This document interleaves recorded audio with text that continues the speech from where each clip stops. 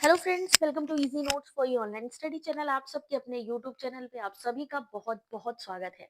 चलिए स्टार्ट करते हैं। यहाँ पर कुछ इंपॉर्टेंट क्वेश्चन जो कि आपके यूजीसी नेट एग्जाम से जुड़े हुए हैं।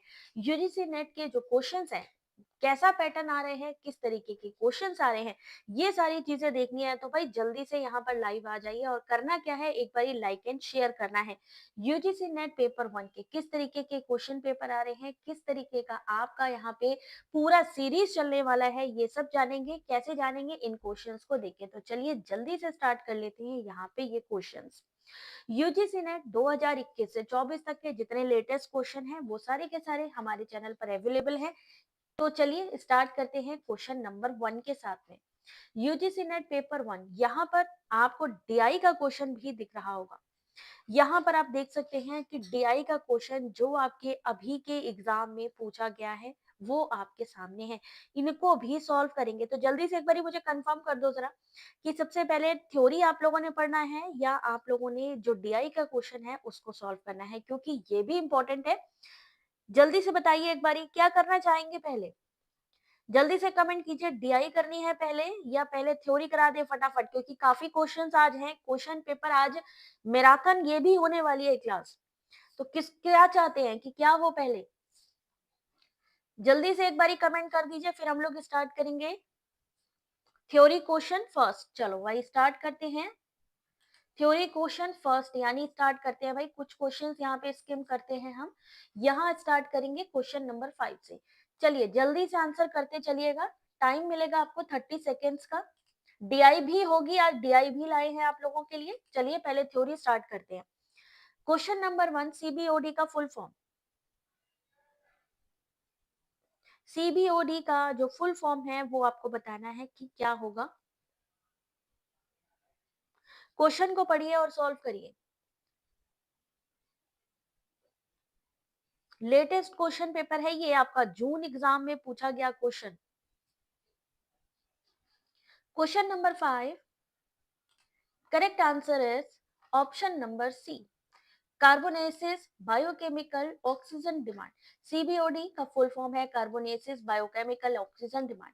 कार्बोनेसिस बायोकेमिकल ऑक्सीजन डिमांड एक विधि परिभाषित परीक्षण है जिसे पानी में जैविक जीवों द्वारा घुलित ऑक्सीजन की कमी से मापा जाता है, जिसमें नाइट्रोजन युक्त बैक्टीरिया के योगदान को दबाया जाता है। ये एक विधि परिभाषित पैरामीटर है जिसका व्यापक रूप से अवशिष्ट जल से प्रदूषक हटाने के संकेत के रूप में उपयोग किया जाता है। यानी कि जितना भी प्रदूषण है, कितना पानी खराब है, क्या है, उसको चेक करने के लिए इसका इस्तेमाल किया जाता है। क्वेश्चन नंबर 6, आज समझ लो आपका एग्जाम है यूजीसी नेट पेपर 1, जिसमें आपको ना सिर्फ पढ़ना है, पढ़ के आंसर करना है। जब दो चर या two variables are related in such a way that when one increase so does other, so you can conclude that। Question number 2, जब एक बढ़ रहा है, ठीक है, इन्होंने कहा एक बढ़ रहा है और फिर दूसरा भी उसी को देख के बढ़ रहा है, तो ये कैसा हमारा रिलेशनशिप होगा? सही आंसर होगा दोनों चर सकारात्मक रूप से एसोसिएटेड हैं। The two variables are positively associated. Question number 6, option number B.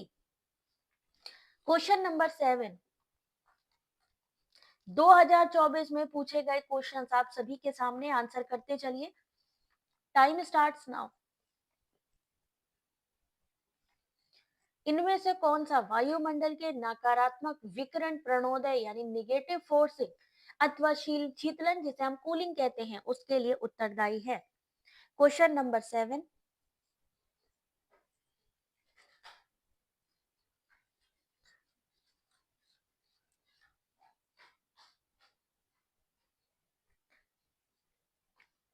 सही आंसर देखिए इस क्वेश्चन का, option number C, stratospheric ozone.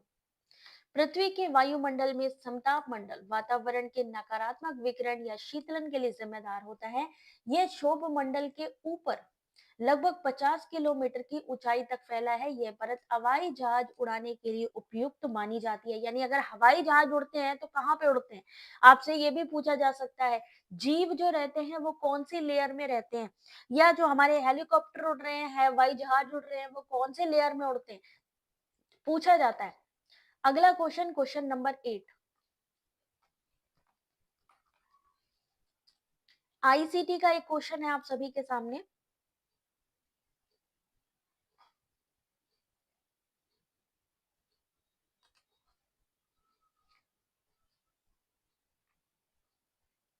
कितना टाइम बचा एग्जाम आने में?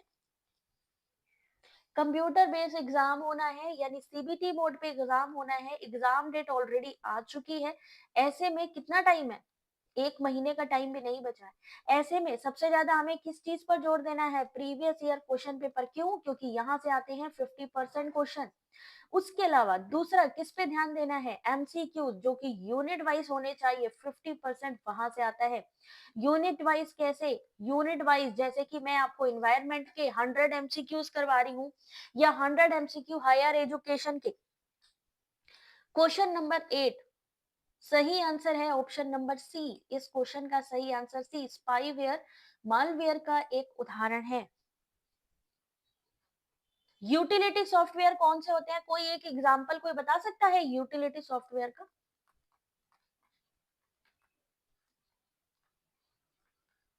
यूटिलिटी सॉफ्टवेयर, 28 डेज बाकी है। तो ऐसे में हमें क्या करना है सबसे ज्यादा?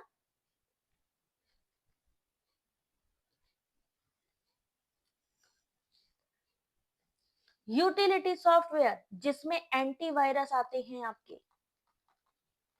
सबसे जो मेन एग्जांपल हम इसको यहाँ पे कह सकते हैं, यहाँ पर फर्मवेयर हो गया है ना, एंटीवायरस हो गया। यूटिलिटी सॉफ्टवेयर एक ऐसा कंप्यूटर सिस्टम प्रोग्राम जो कंप्यूटर को एनालाइज करता है, कॉन्फ़िगरेट करता है, ऑप्टिमाइज करता है और मेंटेनेंस करने में भी मदद करता है। एंटीवायरस जो आपके डले होते हैं, है ना, तो वो सॉफ्टवेयर जो होते हैं यूटिलिटी सॉफ्टवेयर के अंतर्गत आते हैं। अगला question, question number 9,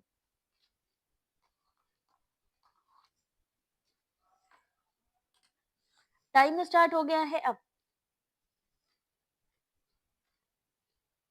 backup and recovery tools आते हैं, बिल्कुल सही। देश के आर्थिक सामाजिक विकास के लिए अपेक्षित वैज्ञानिक तकनीकी जनशक्ति की मांग को पूरा करने के लिए 1948 में किसकी अध्यक्षता में विश्वविद्यालय शिक्षा के पुनर्गठन के उद्देश्य से विश्वविद्यालय आयोग की नियुक्ति हुई थी? कितने लोग, जल्दी से वो लोग अपना जरा टाइप करो अपने नाम के आगे जेआरएफ, जिनको जेआरएफ चाहिए, जिनको नेट असिस्टेंट प्रोफेसर चाहिए, क्योंकि जोश की कमी लग रही है। जोश आना चाहिए क्योंकि 1 महीना भी नहीं बचा एग्जाम में, और जब तक जोश नहीं होगा तब तक मजा नहीं आएगा। जल्दी से एक बारी थम्स अप करो जितने लोग भी एक्टिव मोड में बैठे हैं, जिनको लगता है कि इस बारी करके रहेंगे बस, एनी हाउ एग्जाम सॉल्व करके रहेंगे, कुछ भी हो जाए क्वालिफाई करना है हमें। सबसे इंपॉर्टेंट क्या चीज रहती है पता है? कभी भी लड़ाई में चले जाओ, किसी भी युद्ध के मैदान में चले जाओ, आप अगर वहां पे आपके अंदर फुल ऑन जोश है ना, क्या होना चाहिए? जोश होना चाहिए। अगर आप एक्साइटेड हो उस चीज के लिए, आपके अंदर इतना ज्यादा वो है कि हाँ भाई हम ये चीज कर सकते हैं, तो यकीन मानो आपको कोई नहीं रोक पाएगा, सारे क्वेश्चन आपके समझ में आ जाएंगे। लेकिन अगर जोश नहीं होगा, अरे ठीक है होगा जो होगा वो देख लेंगे, देन फंस जाओगे। तो जल्दी से एक बारी वो लोग थम्स अप कर दो जो तैयार है इस लड़ाई के लिए, क्योंकि ये भी एक तरीके का युद्ध ही है। तैयार है ना? Very good job. तो क्वेश्चन नंबर 9 सही आंसर ऑप्शन नंबर बी, इस क्वेश्चन का सही answer option number B, doctor S Radha Krishnan. जल्दी से मुझे जो राधा कृष्णन जी जो हैं, जिन जो कि बताए जाते हैं भाई विश्वविद्यालय शिक्षा आयोग के, तो मुझे बताओ इनका ईयर क्या था? इनका ईयर क्या था? यहाँ पर आज कम से कम 50 क्वेश्चन है, कम 50 क्वेश्चन से कम नहीं है PYQ. Doctor Dimple Soni, good job. Doctor लगाइए अपने नाम के आगे, देखिए कॉन्फिडेंस लेवल कहाँ जाता है। दुनिया को बोलने दीजिए, बहुत लोग कहेंगे कर नहीं पाओगे, बहुत लोग कहेंगे पेपर टफ आएगा, कुछ पेपर टफ नहीं होगा, यहीं से ही आएगा। बस फॉर्मेट अगर आपको समझ में आ गया, क्वेश्चन पढ़ो, क्वेश्चन का एक्सप्लेनेशन पढ़ो, सब यहीं से आएगा। तो राधा कृष्णन का जो टाइम है 1948-49, बिल्कुल सही बात है, 1948-49। ठीक है, यही ईयर याद रखने हैं, राधा कृष्णन याद रखना है, आजादी के बाद का पहला आयोग यही था। अगला क्वेश्चन, क्वेश्चन नंबर 10, ये भी पढ़ा हुआ है, हायर एजुकेशन में पढ़ा चुके हैं कि नहीं? क्वेश्चन नंबर 10 आप सभी के सामने, टाइम स्टार्ट हो रहा है अब। शोध सिंधु क्या है? शोध गंगोत्री, शोध सुद्दी, फोजी।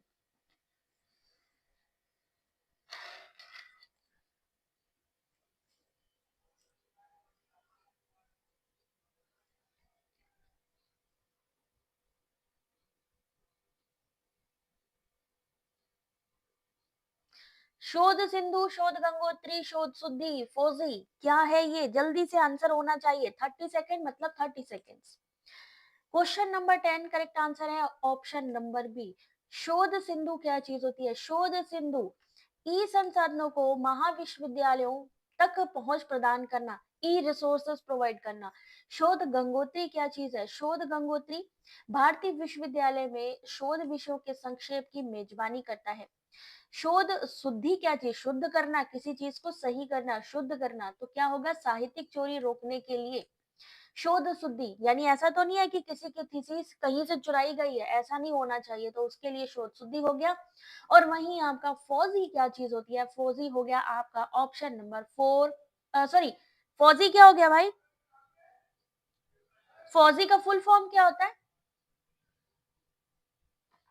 शिक्षा एवं स्वतंत्र उदार एवं मुक्त स्रोत सॉफ्टवेयर हो गया फौजी, इसका फुल फॉर्म आता है एग्जाम में। क्वेश्चन नंबर 11, ये क्वेश्चन तो मान के चलो, इसको तो स्टार दे दो, क्योंकि ये तो आएगा ही आएगा, फेवरेट क्वेश्चन है एनटीए का, इसको तो स्टार दे दो। Question number 11,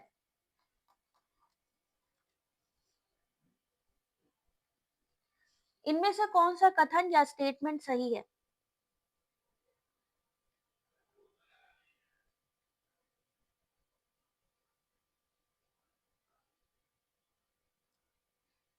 free, liberal and open source software for education, फौजी। डिम्पल वेरी गुड जॉब, बताते चलिए। आपको पता है कि यहाँ से क्वेश्चन हमेशा आते हैं और यही चीज पूछी जाती है यहाँ से। तो सबसे पहले तो समझ लो, 3 टर्म्स होते हैं, ये हमेशा सेम रहते हैं। 3 टर्म्स, कौन कौन से टर्म्स होते हैं? और 5 प्रपोजिशंस होती हैं। न्याय में 5 प्रपोजिशंस होती हैं एंड 3 टर्म्स होते हैं। अब यहाँ पर देखो क्या लिखा है? 3 प्रपोजिशन होती है, गलत। 5 पद यानी 5 टर्म्स होते हैं, गलत, क्योंकि 3 टर्म्स होते हैं। 5 प्रपोजिशन होती है, सीधा सीधा इतना पता है तो हम आंसर कर लेंगे, ये भी गलत। 3 टर्म्स कौन कौन से होते हैं? कौन बताना चाहेगा? PHUNN, फून। PHU, और 3 terms middle, minor and major. अगर आपसे पूछा जाए तो 3 टर्म्स कौन से होते हैं? फोन का फुल फॉर्म क्या होता है भाई? जिसको जेआरएफ चाहिए वो बस क्वेश्चन को, जो भी क्वेश्चन पूछे जाए बताते चलेंगे।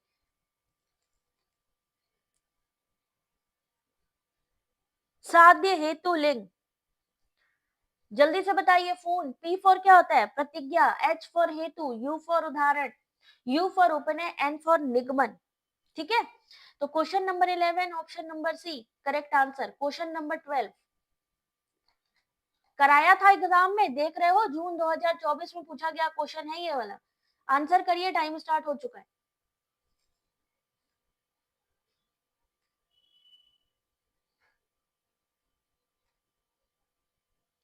यूजीसी नेट इंपॉर्टेंट क्वेश्चंस जो मोस्टली रिपीट हो रहे हैं इस समय एग्जाम में। एंशियंट ट्रीटीज एंड ऑथर,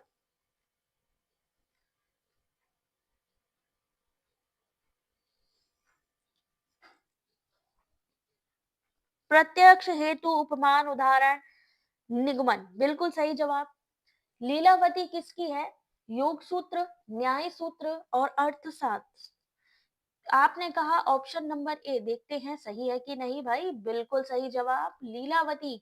इनकी पुत्री का नाम था और इन्हीं के नाम पे इन्होंने बुक भी लिखी थी। भास्कराचार्य गणितज्ञ थे, मैथमेटिशियन थे। पतंजलि योग सूत्र, न्याय सूत्र गौतम और अर्थशास्त्र चाणक्य। क्या बात है, छा गए भाई तुम लोग तो। क्वेश्चन नंबर 13, अब तो फंस जाओगे, नहीं आंसर कर पाओगे। क्वेश्चन नंबर 13, टाइम स्टार्ट हो रहा है अब। पीओपी का फुल फॉर्म अभी तक एग्जाम में, अभी 3-4 साल की बात करूं तो 8 से 10 बार पूछा जा चुका सेम क्वेश्चन। पीओपी का full form.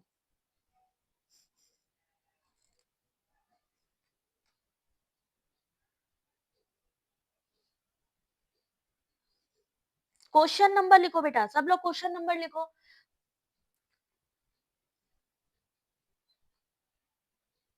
Question number 13, correct answer option number ए, persistent organic pollutant. Option number ए इस क्वेश्चन का सही आंसर है, persistent organic pollution. Question number 14, ये भी आप लोगों को क्रेडिट याद आया, क्रेडिट वाला कि जब हम पीएचडी डॉक्टोरल डिग्री करते हैं उस समय हमें कितना क्रेडिट मिलता है, जब हम पोस्ट ग्रेजुएशन करते हैं तो हमारा क्रेडिट स्तर क्या रहता है। तो वही चीज यहाँ पर आप लोगों से पूछी गई है, आंसर करिए जरा।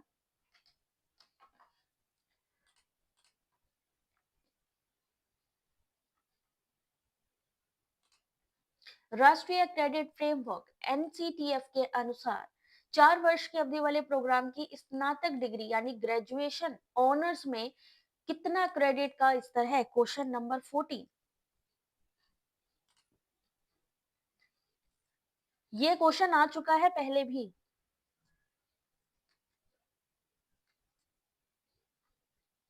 किसकी तरफ से ये क्रेडिट दिया जाता है, एनसीटीएफ। अगर मैं आपसे पूछूं स्कूल एजुकेशन के लिए तो क्या होगा, स्कूल एजुकेशन के लिए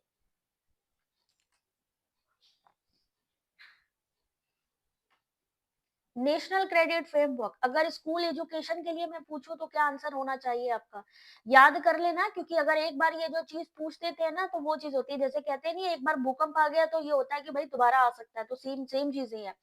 स्कूल लेवल के लिए जल्दी बताइए कितना होगा।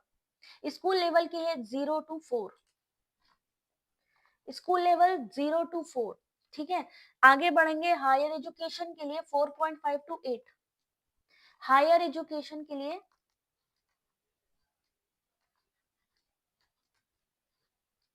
4 to 8 क्रेडिट रहता है हायर एजुकेशन के लिए।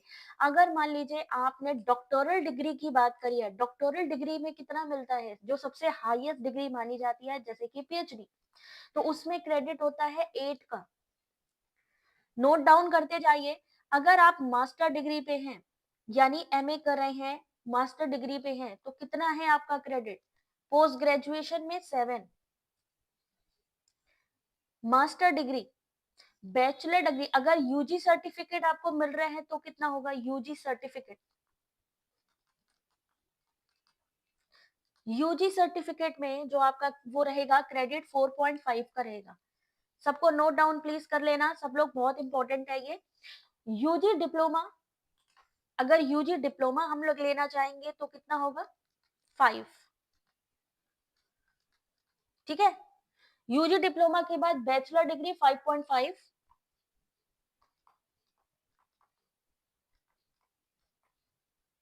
Bachelor degree 5.5। ठीक है, नोट डाउन कर लीजिएगा।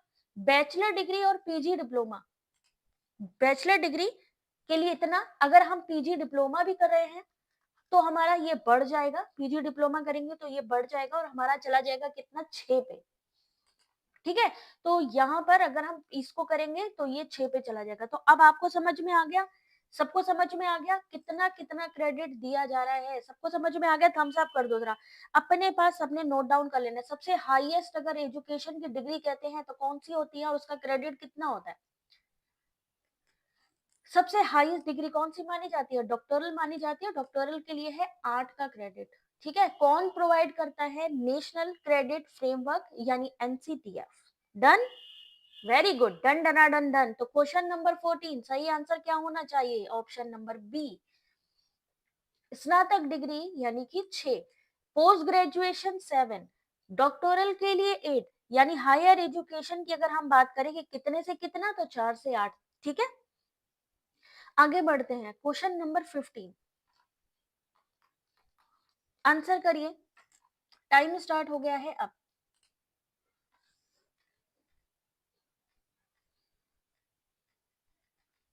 अब यहाँ पे मेमोरी के बारे में बात की गई है। इम्प्लिसिट मेमोरी क्या है, एक्सप्लिसिट मेमोरी क्या है?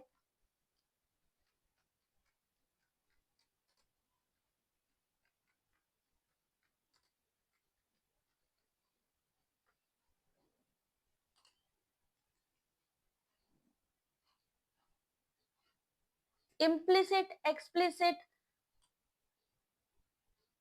अनकॉन्शियस किसको बोलते हैं? इम्प्लिसिट को बोलते हैं कॉन्शियस, एक्सप्लिसिट को बोलते हैं अनकॉन्शियस।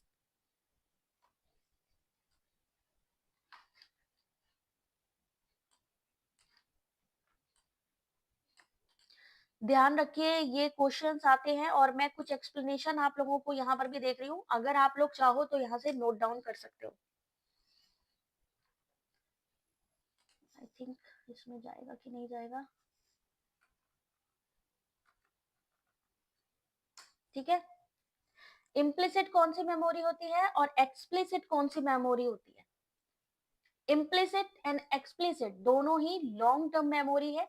यहाँ पर इम्प्लिसिट मेमोरी अनकॉन्शियस होती है, एक्सप्लिसिट मेमोरी कैसी होती है, कॉन्शियस मेमोरी होती है। तो 15 का सही आंसर ऑप्शन नंबर सी इस क्वेश्चन का, ए प्राइमिंग, ऑप्शन नंबर सी और ऑप्शन नंबर ई।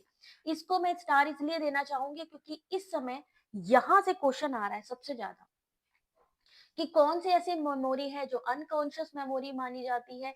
तो यहाँ पर अनकॉन्शियस मेमोरी के उपभाग पूछे गए थे। तो अनकॉन्शियस है, इम्प्लिसिट है, इसमें कौन से भाग माने जाते हैं? प्राइमिंग माना जाता है, आपका क्लासिकल कंडीशनिंग इफेक्ट माना जाता है और प्रोसीजरल मेमोरी मानी जाती है। Next question is question number 16। ये क्वेश्चन अभी तक 2020 से 2024 तक में कम से कम 8 से 10 बार पूछा गया क्वेश्चन है। ये एग्जाम में रिपीट हुआ है सेम क्वेश्चन। टाइम स्टार्ट हो रहा है अब। फोटो रासायनिक धूम कोयले के बनने के लिए कौन सी अनिवार्य आवश्यकता है?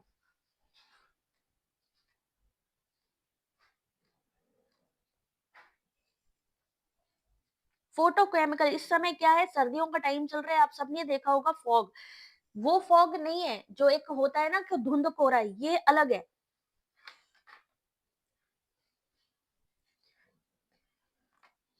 क्वेश्चन नंबर 16 सबका ध्यान होना चाहिए स्क्रीन पे। फोटो रासायनिक धूम कोहरा।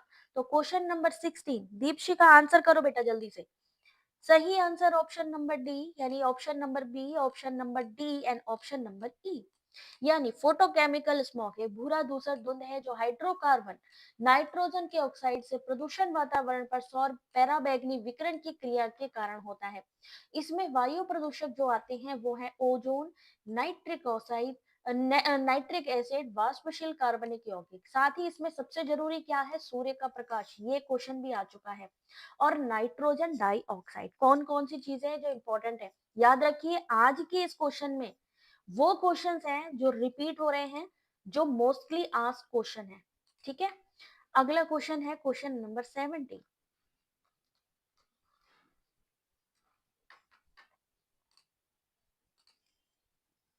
NO2, VOC and sunlight. Very good Surabhi. Question number 17, Bharat का स्वतंत्रता प्राप्ति के पश्चात पहला आयोग कौन सा है? भारतीय शिक्षा आयोग, Calcutta university commission, university education commission या इंडियन यूनिवर्सिटी कमीशन?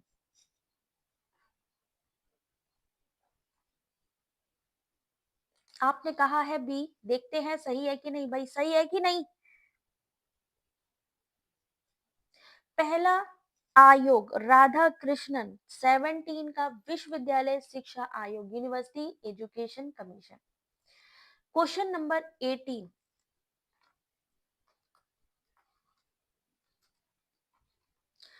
कौन सी यूनिट से क्वेश्चन है?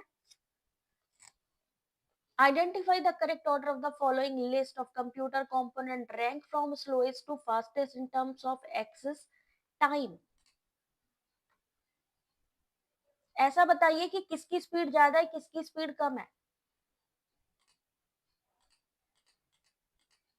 आईसीटी की यूनिट, वेरी गुड केपी। तो क्वेश्चन नंबर 18 इन्होंने क्या कहा, सबसे धीमे से सबसे तेज की ओर जाना है। कैशे मेमोरी आपको पता है सबसे फास्ट होती है, उसी से ही आपका आंसर निकल आएगा। सबसे फास्ट कौन सी होती है, रजिस्टर, रजिस्टर के बाद cache memory. Question number 18 option number ए बिल्कुल सही है। क्यों सही है? ऑप्शन नंबर ए सबसे स्लोएस्ट होती है ऑप्टिकल ड्राइव, उसके बाद आती है एसएसडी, एसएसडी के बाद रैम, और सबसे फास्ट कौन सी है, कैशे। ये सीक्वेंस वाले क्वेश्चन हमेशा आते हैं, यहां से क्वेश्चन हमेशा आता है कि सीक्वेंस में लगाइए कौन सी फास्ट है कौन सी स्लो है, ठीक है। अगला क्वेश्चन, क्वेश्चन नंबर 19। नो भाई साहब, अब तो ये करना ही पड़ेगा, ये तो छोड़ने वाले हैं नहीं। डीआई का क्वेश्चन, डीआई का क्वेश्चन देखिए जरा। और अगर जिनको लगता है कि नहीं मैम ये रहने दो, अभी आगे के भी क्वेश्चन बाकी हैं, तो डीआई तो भाई करना पड़ेगा, अभी थोड़ा सा हो गया। अभी आगे के भी 5 डीआई के क्वेश्चन बाकी हैं, ये अभी के हैं, ये आपका 2024 में पूछे गए क्वेश्चन। अब यहाँ देखो, सबसे पहले तो स्टेटमेंट में कुछ लिखा है, स्टेटमेंट में कुछ भी नहीं लिखा है, यानी हमें जितना भी आंसर निकालना है कहाँ से निकालना है, इस क्वेश्चन से ही निकालना है। इन्होंने कहा 2019 में, 2019 कहाँ है, ये रहा। शहर सी, शहर सी कहाँ है हमारा, ये रहा शहर सी से। और वर्ष 2023 में शहर ई, शहर ई कहाँ गया, ये रहा। कॉपी पेंसिल है सबके पास? 19 का बिना सॉल्व किए तुक्के लगा रहे हो, सॉल्व किया नहीं, आंसर करने शुरू हो गए। सी कितना है, 73,100, वही 51,300। तो शहर बी से 2019 में पाठकों की संख्या से वर्ष 2023 में पाठकों की संख्या कितनी थी, कैसे सॉल्व करेंगे? 2019 में शहर सी में इन्होंने बोला कि 73,100 है, वहीं ई में पाठकों की संख्या भी इन्होंने बता दी 51,300 है। तो 2019 की बात करते हैं, तो 2019 में कितना निकालेंगे, यहाँ पे सी का 17%। तो कितना निकालेंगे, ये 73,100 का 17% यहाँ पे ले लेंगे, ठीक है। सॉल्व करते चलेंगे, कितना हो गया यहाँ पे, 2023 में हो गया। किससे किस चीज को निकाला गया है, ये ध्यान रखने वाली बात है। किससे निकालेंगे अब, ई शहर में किसके बारे में बात है, 2023 में शहर ई, और वहीं 2019 में सबने तुक्का लगा दिया, सब तुक्केबाज है सब। चलो थ्योरी करा देते हैं पहले तुम लोगों को, तो तुक्के मारने हैं तुम लोगों ने तो फिर चलो आंसर करो अगला क्वेश्चन। 4 क्वेश्चन स्किप किए हैं, तो समझ लो क्वेश्चन नंबर 22 या 23, चलो 23 मान लो, आंसर करो चलो अभी। तुक्केबाज आ गए बताओ सबके सब।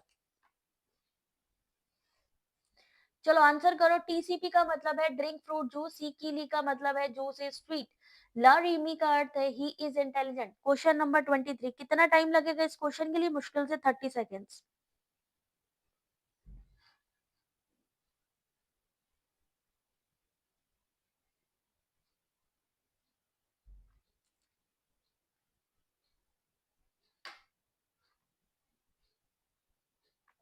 Question number 23, correct answer is option number B की, बिल्कुल सही जवाब है की। सी वाले कौन है भाई, हाथ उठाना जरा, ये Deepika, Anupama, very good, only shorts, Deepika. और कौन है सी वाले, वेरी गुड, प्रतीक। मैसेज को डिलीट करने कुछ नहीं फायदा, देख लिया मैंने, सही आंसर है बी। अगला क्वेश्चन, क्वेश्चन नंबर 24। चलो भाई, इनमें से कौन सी वैश्विक ताप प्रवणता यानी GWP यानी ग्लोबल वार्मिंग पोटेंशियल के लिए जो गैस है वो है, इसमें से कौन सी? तो सही आंसर क्या होगा, निम्नलिखित गैसों की वैश्विक ताप प्रवणता का सही आरोही क्रम कौन सा है? इंक्रीजिंग ऑर्डर में लगाना है आपको।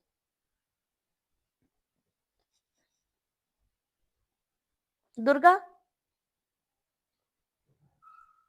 आंसर करो question number 24, fast answer.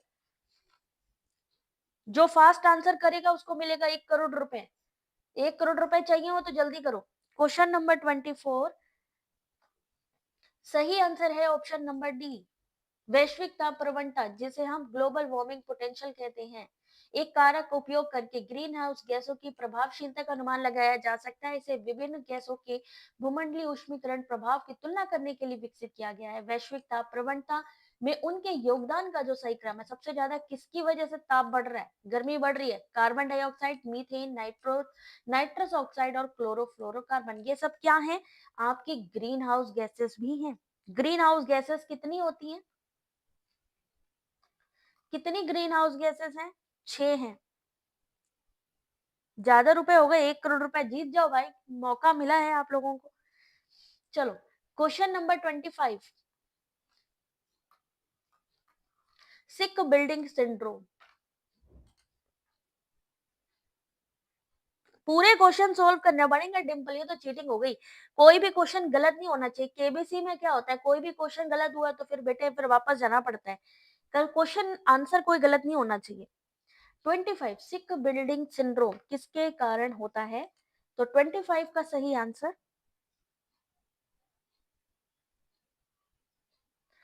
Option number B, दूषित भीतरी हवा, कंटेमिनेटेड इंडोर एयर। ठीक है, घर के अंदर जो कहते हैं ना एयर पोल्यूशन होता है, आंतरिक वायु प्रदूषण, indoor air pollution. Question number 26,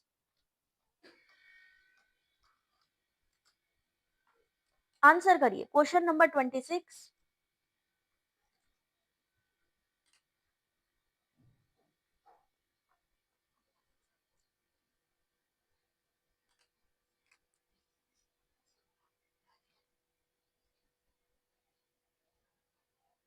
कोई फंक्शन काम ही नहीं कर रहा दुर्गा, अरे भाई ठीक कराओ जल्दी, एग्जाम आ रहा है बेटा, जल्दी से अपने फोन को सही कराओ। कोई क्वेश्चन का आंसर करो या ना करो, कम से कम क्वेश्चन देखने लायक बने तुम्हारा फोन, इतना कर लो। ठीक है, स्पाईवेयर फिशिंग, रैंसमवेयर फार्मिंग क्या होता है? 26 का सही आंसर ऑप्शन नंबर ए। स्पाईवेयर क्या होता है? स्पाई यानी जासूसी करना। स्पाईवेयर की प्रोसेस को रिकॉर्ड करने, उसे तीसरे पक्ष को भेजने के लिए उपयोग किए जाने वाला की लॉगर।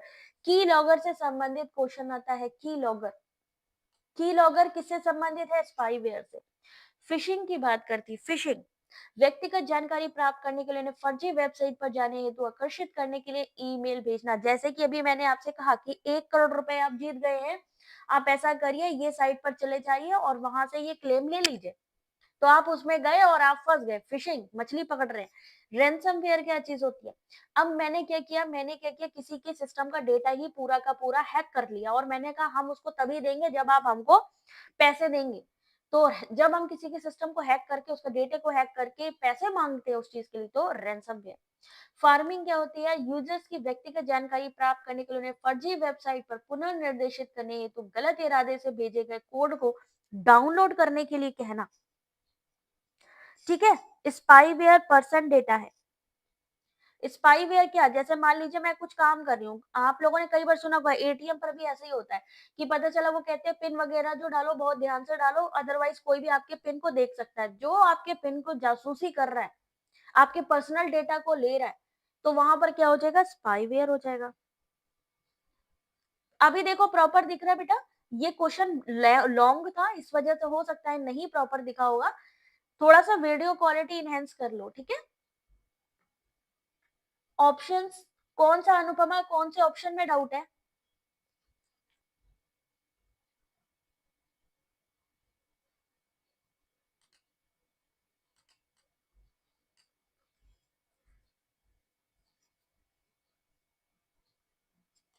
एक बार स्क्रीनशॉट ले लो जहां पर भी डाउट लगे। ऑप्शन नंबर ए सही है इस क्वेश्चन का, जहां पर भी आप लोगों को डाउट लगे, ठीक है, आप लोग मेरे को कमेंट कर सकते हो, डोंट वरी, स्क्रीनशॉट ले लो। ऑप्शन नंबर ए बोला है इसका। अगला क्वेश्चन 27, इन्होंने इनमें से किसने अपनी शिक्षा तक्षशिला में प्राप्त की थी?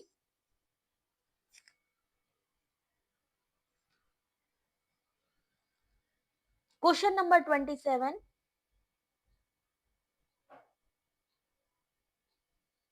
अच्छा ओरिजिनल ऑप्शन।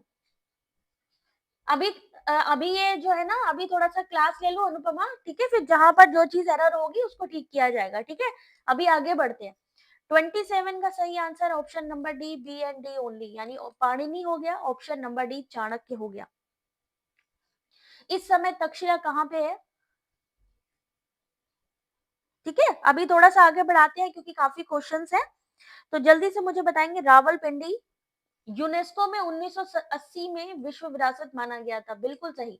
अगर मैं बात करूं यहाँ पर ये जो तक्षशिला है, तक्षशिला के अलावा किसको यूनेस्को की हेरिटेज में डाला गया है? नालंदा को। नालंदा को विश्व धरोहर कब माना गया? नालंदा को, नालंदा हमारे बिहार में है, हमारे देश में है। नालंदा को कौन से ईयर में यूनेस्को विश्व विरासत माना गया?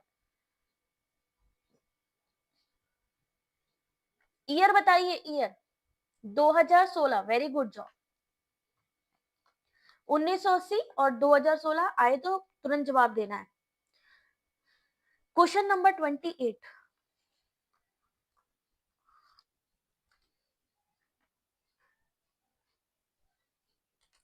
क्वेश्चन नंबर 28, 1902 में हैमिल्टन को तार भेजकर निम्नलिखित में से किसने 6 स्थायी सदस्यों वाला भारतीय विश्वविद्यालय आयोग नियुक्त करने का प्रस्ताव किया? देखिए, जो भी क्लासेस होती हैं, आप लोगों से सभी से रिक्वेस्ट है कि टेलीग्राम ज्वाइन कर लीजिए, ठीक है। 2 क्लासेस होती हैं, एक होती है पीवाईक्यू की, एक हो रही है एमसीक्यू प्लस थ्योरी की, तो आप लोग उसको ज्वाइन कर लीजिए, ठीक है, जिससे क्लासेस की अपडेट मिल जाए। इसके बाद भी मेरी यही कोशिश रहेगी कि एक क्लास अगर हो जाए, 9 बज गया है, कोशिश करती हूँ अगर हो गई, अदरवाइज कोई ना कुछ तो जरूर दूंगी आप लोगों को। 28 का सही answer option number C, lord Curzon.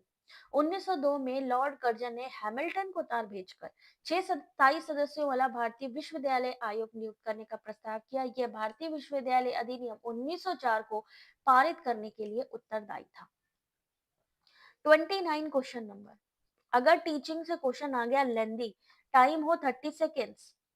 आज कुछ नहीं हुआ, स्टॉप हो गया था, कुछ एरर आ गई थी टेलीग्राम पे, डाला तो था बट थोड़ा सा वही उन्हीं की तरफ से कुछ ना टेक्निकल एरर आ गई थी। विच of the following is not the objective of teaching?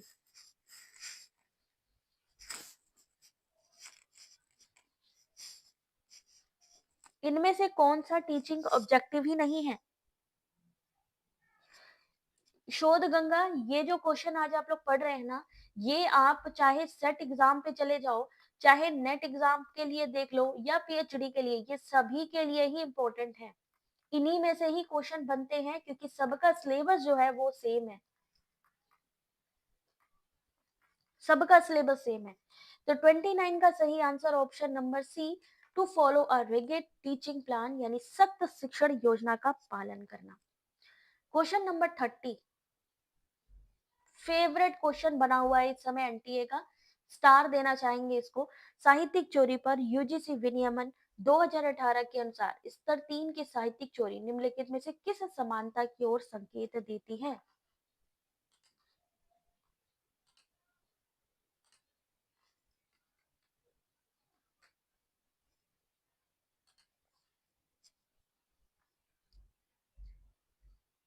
क्या होता है प्लेगरिज्म? साहित्यिक चोरी होता क्या है?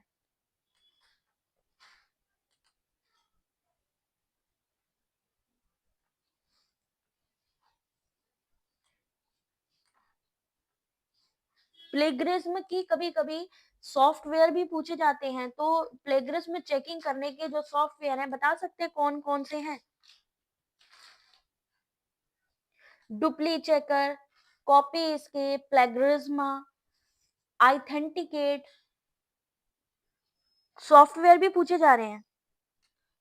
कौन कौन से हैं? आइथेंटिकेट है, डुप्ली चेकर है, प्लेगरिज्मा है, किसी दूसरे की रिसर्च को अपनी रिसर्च बताना, किसी दूसरे के वर्क को अपने वर्क को ओरिजिनल बताना कि भैया ये तो मेरा ही ओरिजिनल वर्क है, उसको कोई क्रेडिट ना देते हुए, तो क्या होगा सही आंसर?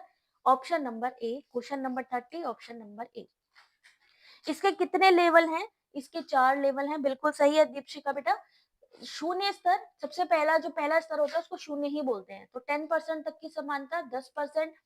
दूसरे वाला जो प्रथम स्तर है 10 से 40%, 40 से 60, फिर 60%। यहाँ पे इन्होंने कहा स्तर 3 की बात, तो स्तर 3 में जो आपका आएगा वो होगा 60% से ऊपर की समानता।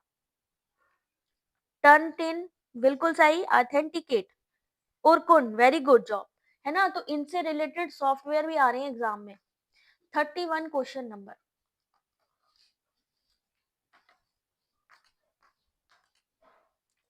जब जलाशय में पोषक तत्वों की कमी हो जाती है, ट्रेंडिंग टॉपिक है इस समय ये एग्जाम का। जिन्होंने भी जून का एग्जाम दिया है ना, वो लोग इस चीज को बता सकते हैं कि यहाँ से क्वेश्चन आ रहा है कि नहीं आ रहा है।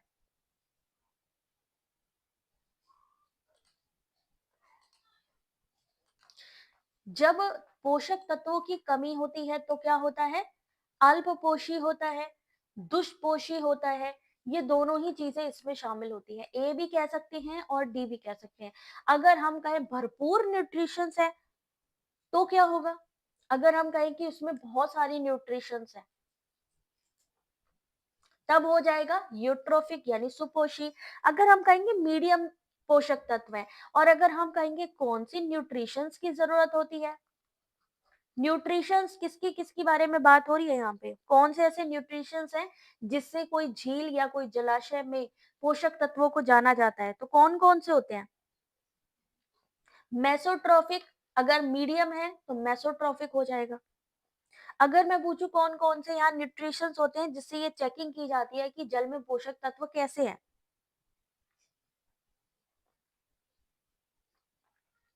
Sulphur, phosphorus, nitrogen, very good job बेटा। सल्फर, फास्फोरस एंड नाइट्रोजन, ये तीन चीजें जरूरी हैं। ठीक है। क्वेश्चन नंबर 31 आपके सामने। 32, ओजोन छिद्र की सर्वप्रथम खोज कहाँ हुई थी? अब ये क्वेश्चन आप एक तरीके से कह सकते हो करंट जनरल अवेयरनेस का भी क्वेश्चन है। जनरली किसी बुक में है नहीं है, किसी भी बुक के सिलेबस में ये क्वेश्चन है ही नहीं है। ये जितने भी क्वेश्चन अभी तक आपने पढ़े हैं, कोई बता सकता है कि पर्टिकुलर किसी बुक में आपको मिल जाए, पीवाईक्यू को छोड़ के?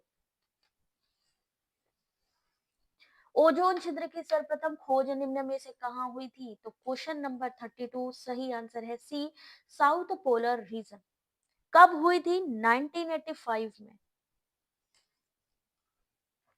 क्वेश्चन नंबर 33, इसमें से किसने भारत में पाश्चात्य शिक्षा प्रणाली को कार्यान्वित करने का विरोध किया था? ये जो क्वेश्चन आज आप लोग पढ़ रहे हैं, ये लेटेस्ट क्वेश्चन पेपर है आपके, याद रखिएगा। 2024 में जो आपका री एग्जाम हुआ था वहां से लिए गए क्वेश्चन है, और जो आपका एग्जाम कैंसिल हुआ था, ये दोनों ही पेपर 2024 से लिए गए हैं। Annie Besant, option number C. भाई बिल्कुल सही है यार, तुम लोग तो कमाल कर रहे हो आज। Option number C, Annie Besant ने भारत में वेस्टर्न शिक्षा प्रणाली को कार्यान्वित करने का विरोध किया था। अगला क्वेश्चन, क्वेश्चन नंबर 34, रीजनिंग का एक क्वेश्चन है, देखते हैं कितनी फास्ट आप सॉल्व कर पाएंगे। टाइम स्टार्ट हो रहा है अब।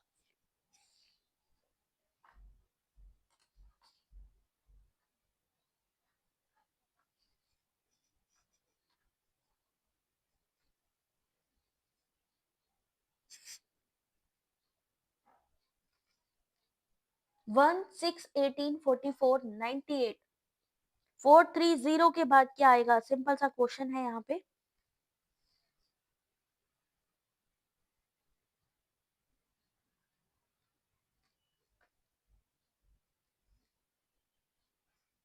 अब देखिए, वहीं पर जो कैंडिडेट फास्ट आंसर कर रहे हैं और जो नहीं कर पा रहे हैं, अब यहाँ से अपनी स्पीड पकड़ो कि हमें कितना कंपटीशन फेस करने वाले हैं। क्वेश्चन नंबर 34 सही आंसर है बी, 876, और आपने दिया है बी, आपने दिया सी, वेरी गुड। विशाल, डिंपल, गुड जॉब यार, गुड जॉब। सी सी सी, सब लोग सी बोलो। आंसर निकला है बी। ऐसे ही 2 नंबर चले जाते हैं भाई, 2 नंबर तुम लोगों ने खो दिए फालतू में। क्या किया गया है यहाँ पे? यहाँ पर क्या किया गया है? 16, 18, 44, 98, 208, 430। पहले में क्या हुआ है? 5 डिफरेंस देखिए, सबसे पहले दोनों में क्या देखना है? हमें डिफरेंस देखना है। डिफरेंस देखने के बाद क्या हो रहा है? 5 दूनी 10, और 2 जोड़ा जा रहा है, यानी 2 का मल्टीप्लाई प्लस 2। ध्यान से देखिए क्या होगा आंसर। ठीक है, क्वेश्चन का सॉल्यूशन आपके सामने है, आपको सिर्फ पढ़ना है और आंसर करना है, समझना है कि कहाँ पे गलती हुई। सबसे अच्छी चीज है इस क्लास की कि आपको आंसर सामने दिख जाएंगे। क्या होता जा रहा है, मल्टीप्लाई करिए 2 से प्लस 2 करिए। अगला क्वेश्चन, क्वेश्चन नंबर 35।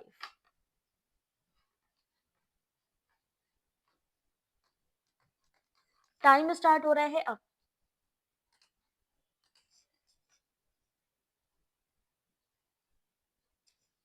इनमें से कौन सा संप्रेषण या कम्युनिकेशन के एक भाग के रूप में संकेत विज्ञान को क्या कहते हैं, सेमियोटिक्स को स्थापित करने वाले अग्रणी लेखकों में जाना जाता है।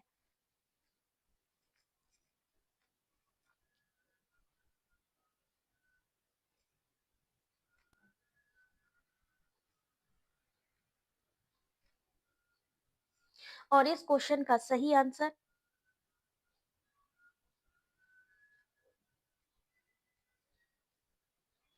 इस तरीके का क्वेश्चन इस बार भी एग्जाम में आया है जहां पर इनसे रिलेटेड क्वेश्चन को पूछा गया है। तो क्वेश्चन नंबर 35 मैचिंग में आया इस बार। Option number D, John Locke. John Locke की संप्रेषण संचार के एक भाग के रूप में सेमियोटिक्स को स्थापित करने वाले अग्रणी लेखकों में से है। सेमियोटिक्स में संकेत और प्रतीकों का सिद्धांत है। Question number 36। अब देखते हैं कितने लोगों के हाथ तेज चलते हैं।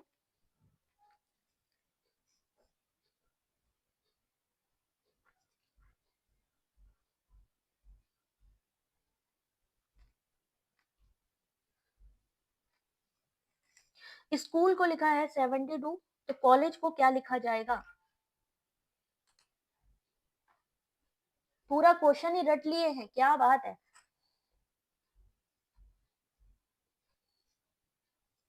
यही तो बात है,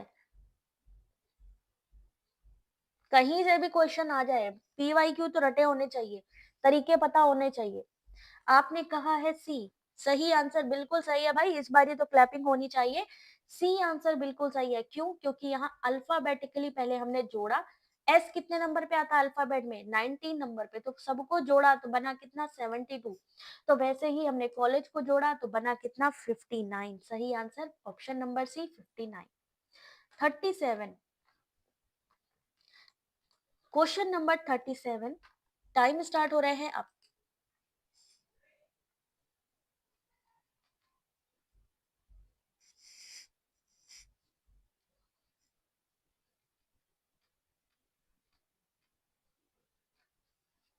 सर्वेक्षण अनुसंधान में उत्तरदाता द्वारा प्रश्न की विषय वस्तु से स्वतंत्र पूर्वानुमेय तरीकों से उत्तर देने की प्रवृत्ति क्या कहलाती है।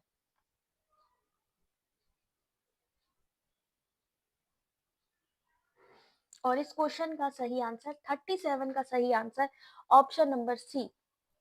उत्तर दे रहे हैं यानी रिस्पॉन्स कर रहे हैं, रिस्पॉन्स करने के लिए सर्वेक्षण अनुसंधान में उत्तरदाता द्वारा प्रश्न की विषय वस्तु से स्वतंत्र पूर्वानुमेय तरीकों से उत्तर देने की प्रवृत्ति प्रत्युत्तर संबंधी पूर्वाग्रह कहलाती है।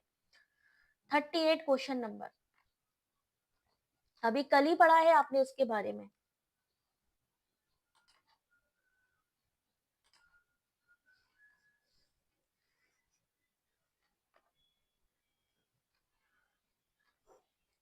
यदि औसत वैश्विक तापमान को 1 या 2 अतिरिक्त डिग्री तक सीमित किया जा सके तो कुछ क्षेत्रों में वर्धित कृषि उत्पादकता दिखेगी।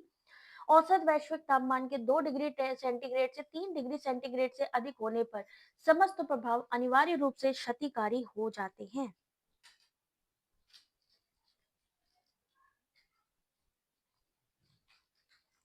क्वेश्चन नंबर 38, देखिए सही आंसर, ये दोनों ही सही है। वैश्विक तापमान अगर बढ़ रहा है, अगर वैश्विक तापमान बढ़ रहा है तो क्या करा जाएगा, वैश्विक तापमान को घटाने के प्रयास, इसीलिए जो हमारा प्रोटोकॉल थे, कौन से प्रोटोकॉल में इसको 2 डिग्री से 1.5 डिग्री लाने की बात करी गई है। ऐसा कौन सा प्रोटोकॉल है जहां पर वैश्विक तापमान को कम करने की बात कही गई, बता सकते हैं कौन सा ऐसा है protocol. Paris agreement, very good job. Paris agreement में कहा गया जो टेम्परेचर है 2 डिग्री तो कम से कम करो ही, और लिमिट कितनी कर दो 1.5। सही answer Paris. Next question, question number 39। ये क्वेश्चन इस समय ट्रेंडिंग है, स्टार दे रही है उसको, यानी ऐसे क्वेश्चन को सॉल्व करने की कोशिश करिए। टाइम स्टार्ट है अब।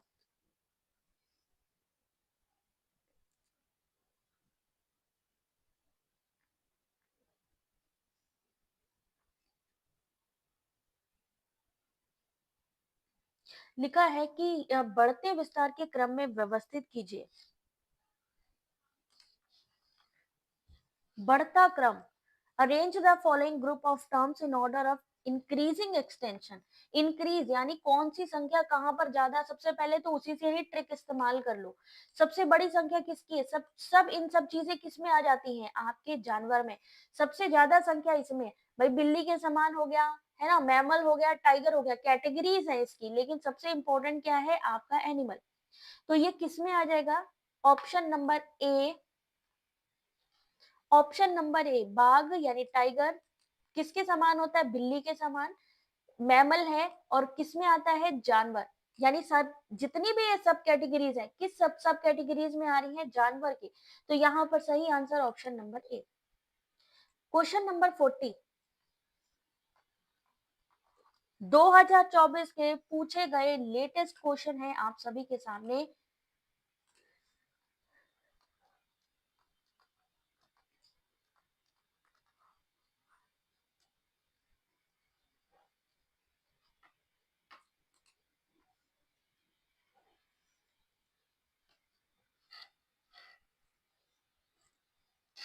क्वेश्चन का सही आंसर,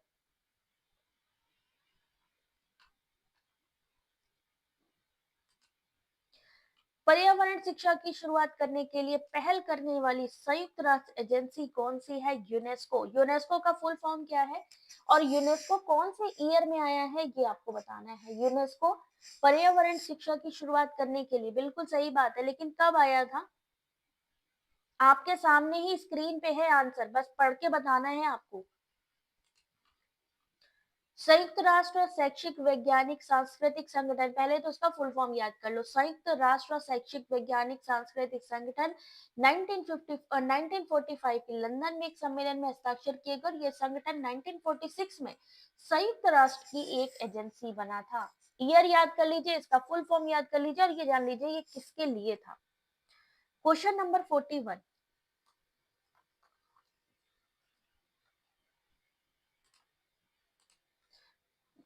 लेटेस्ट क्वेश्चन पेपर जिसमें कि पूछा गया लेखक और उनकी treaties.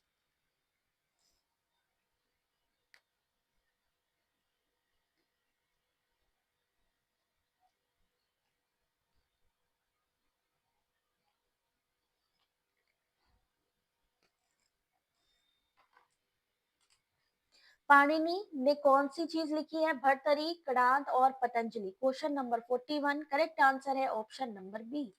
Option number B, Panini Ashtadhyayi, Bhartrihari Vakyapadiya, Kanada कौन से हैं, वैशेषिक सूत्र के, और पतंजलि है महाभाष्य। ठीक है, याद रख लीजिएगा इनको। 42 क्वेश्चन नंबर, ये इस समय सीक्वेंस आ रहे हैं क्वेश्चन, कंटिन्यू सीक्वेंस वाले क्वेश्चन आ रहे हैं। तो 42 का देखते हैं, यूजीसी नेट की तैयारी कितनी है आपकी, सीक्वेंस लगाइए जरा।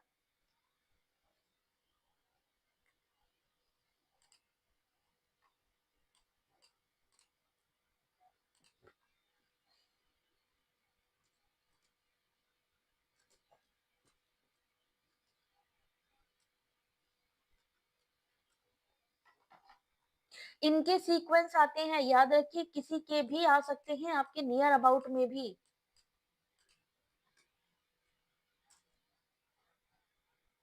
अभी नालंदा विश्वविद्यालय का भी ओपनिंग करी है प्रधानमंत्री मोदी जी ने। नालंदा विश्वविद्यालय की ओपनिंग कहां पर हुई थी, कौन सी डेट को हुई थी, बता सकते हैं अगर वहां से क्वेश्चन आ गया।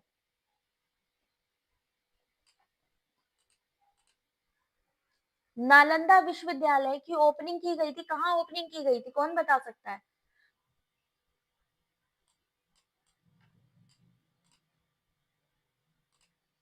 42 का सही आंसर है ऑप्शन नंबर ए, यानी सबसे पहले क्या आएगा, इलाहाबाद विश्वविद्यालय 1887 में, आजादी से पहले। बनारस हिंदू विश्वविद्यालय, ये भी आजादी से पहले। दिल्ली विश्वविद्यालय 1922 में, और जवाहरलाल लाल नेहरू विश्वविद्यालय 1969 में। अभी नरेंद्र मोदी जी ने जो नालंदा 22 अगस्त 2024, शोध Ganga, very good job. Nalanda 22 अगस्त 2024 को नालंदा बिहार की रीओपनिंग की गई है। नालंदा में कौन सा चीनी यात्री आया था जिसने जो है विजिट किया था, कौन बता सकता है? नालंदा किसके लिए फेमस थी? कौन सा सब्जेक्ट पढ़ाया जाता है नालंदा में? और पहला आवासीय विश्वविद्यालय, फर्स्ट आवासीय यानी रेसिडेंशियल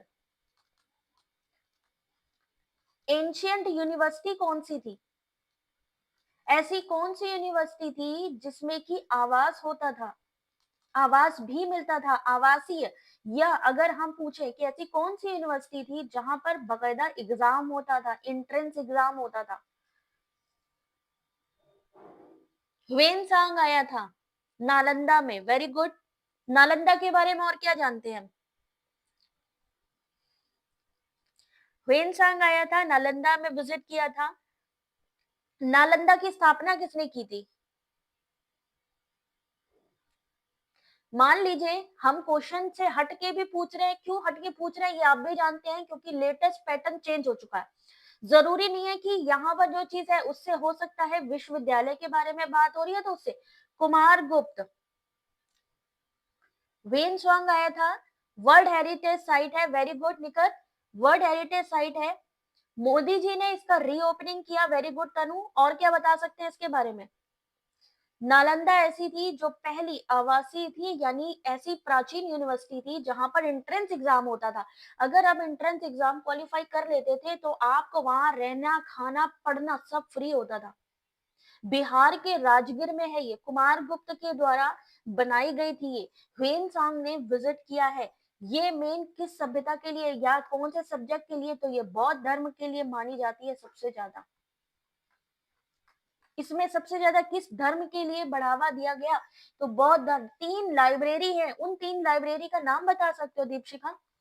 इनमें 3 लाइब्रेरी भी हैं जो बहुत बड़ी हैं, 3 लाइब्रेरी। बहुत इंपॉर्टेंट क्वेश्चन है ये। रतन सागर, रतन रंजक और रत्नोदी, very good Deepshikha, very good job. धर्मगुंज, धर्मगुंज क्या है विशाल? बताते चलो उसके बारे में डिटेल।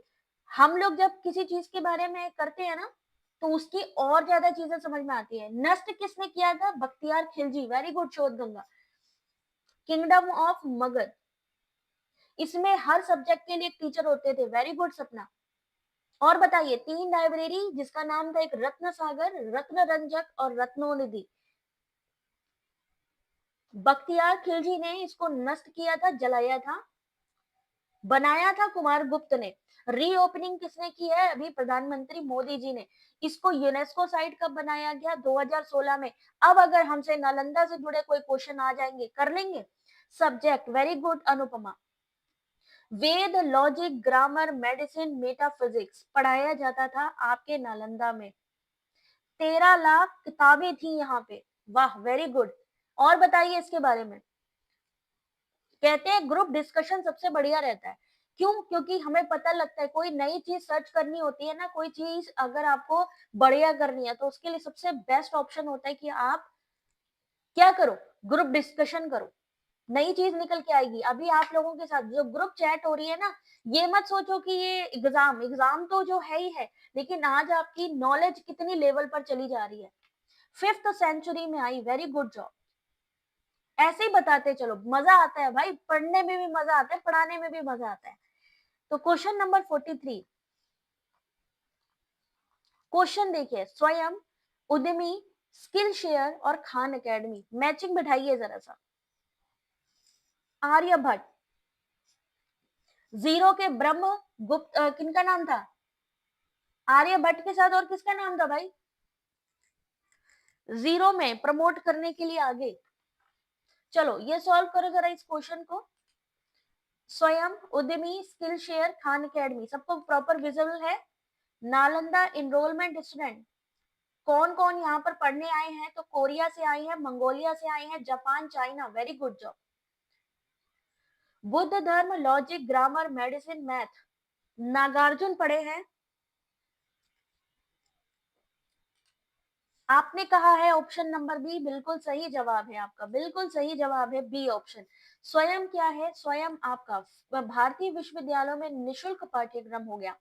उद्यमी क्या चीज होती है? विभिन्न विषयों पर सशुल्क, यानी यहाँ पर पैसे देने पड़ते हैं कोर्सेज के लिए वेरियस टॉपिक्स पे। स्किल शेयर क्या चीज है? स्किल शेयर, स्किल क्या प्रतिभा है आप में, तो सृजनात्मक उद्यमिता विषयों पर सशुल्क, यानी यहाँ पर भी पेमेंट आपको देनी पड़ सकती है। वहीं खान अकेडमी की अगर हम बात करते हैं तो K-12 विद्यार्थियों के लिए वीडियो आख्यान और अनुक्रियात्मक अभ्यास। गुड जॉब, बहुत सही। 44 पे फंस जाएंगे, आई नो। 44 पे देखते हैं कितने लोग फास्ट आंसर करेंगे और सबसे करेक्ट आंसर करेंगे। टाइम स्टार्ट करी हूं अब।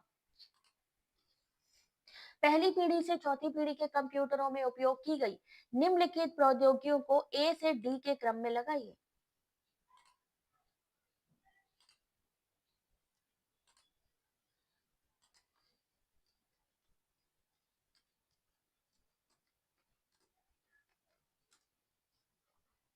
पहली जनरेशन का ईयर क्या था? दूसरी जनरेशन का ईयर क्या था?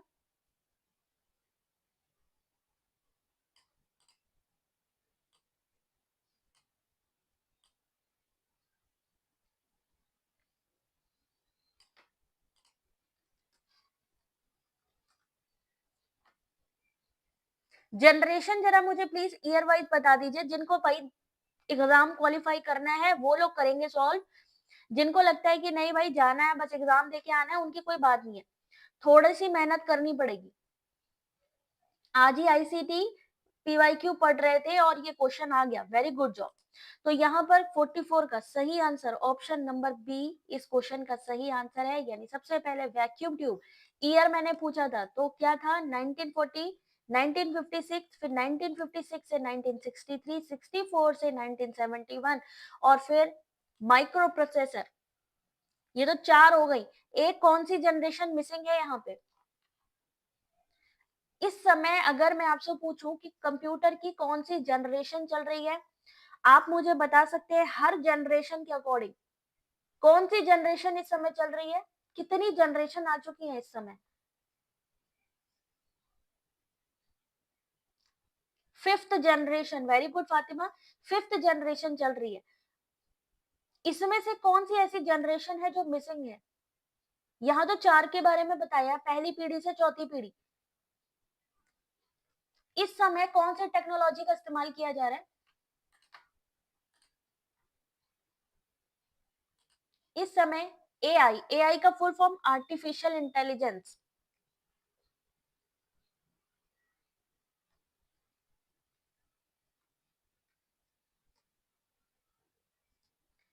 और क्या बताना चाहेंगे इसके बारे में?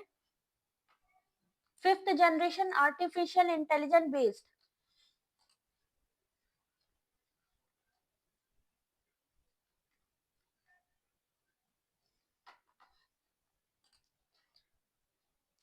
और क्या बताना चाहेंगे? कोई और है दिमाग में? और कौन सी चीज आ रही है इसके बारे में? कौन कौन सी जनरेशन है, कौन कौन सी हमने यहाँ पर जो है कंपोनेंट्स को यूज किया है? पहला सुपर कंप्यूटर इंडिया का कौन सा था? First super computer. अच्छा, भारत की सिलिकॉन वैली कौन सी मानी जाती है?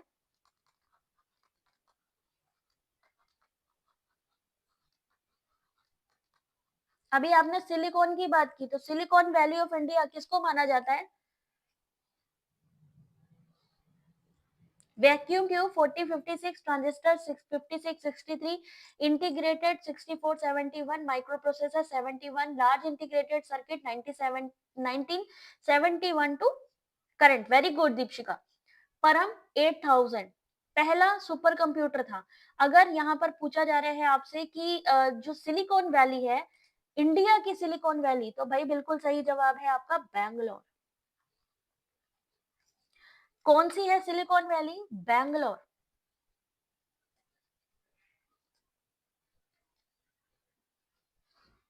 ठीक है ना। अगला क्वेश्चन चलो देखते हैं और क्या निकल के आ सकता है। 45 क्वेश्चन नंबर, बता सकते हैं कौन से यूनिट से क्वेश्चन है ये वाला?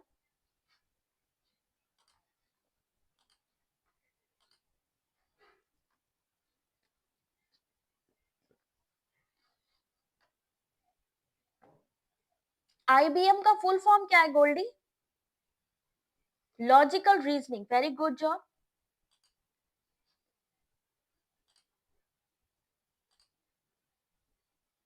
परम सी डेक ने किया, वेरी गुड। बताते चलो, यही तो मजा है। बेंगलोर को आईटी हब कहा जाता है। इंडियन लॉजिक का एक क्वेश्चन है। इन्होंने कहा सादृश्यता, किसी के जैसा। जब किसी के जैसा है तो यानी उपमति होगी, उपमान यानी तुलना करना। एनालॉजी, किसी के जैसे दिखना, किसी के जैसे करना, तुलना करना। 45 सीधा सीधा आंसर निकालेंगे। ऑप्शन नंबर बी, सादृश्यता मोटे तौर पर उपमिति के अनुरूप है, दो समान वस्तुओं से तुलना करना। 46, देखते हैं यहाँ पर कितने लोग इस क्वेश्चन को सही कर पाएंगे। कंप्यूटर का ये क्वेश्चन आप सभी के सामने। Hard disk drive, USB, Blu ray disc, बताना है इनके बारे में।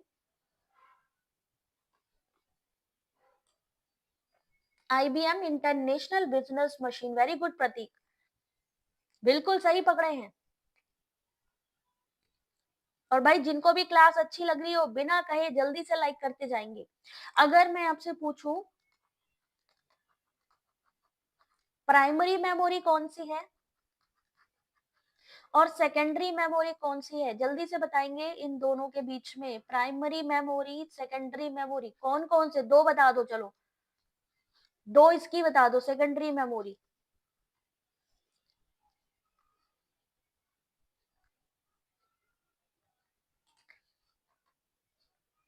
क्वेश्चन नंबर 46, सही आंसर ऑप्शन नंबर ए। ठीक है। HDD hard disk drive magnetic है ये। यूएसबी, यूएसबी क्या आएगी, सॉलिड स्टेट में आएगी। ब्लू रे डिस्क आएगी ऑप्टिकल में। तो आपसे मैंने पूछा प्राइमरी मेमोरी, प्राइमरी है RAM and ROM, very good job Vishal, RAM and ROM. And secondary memory,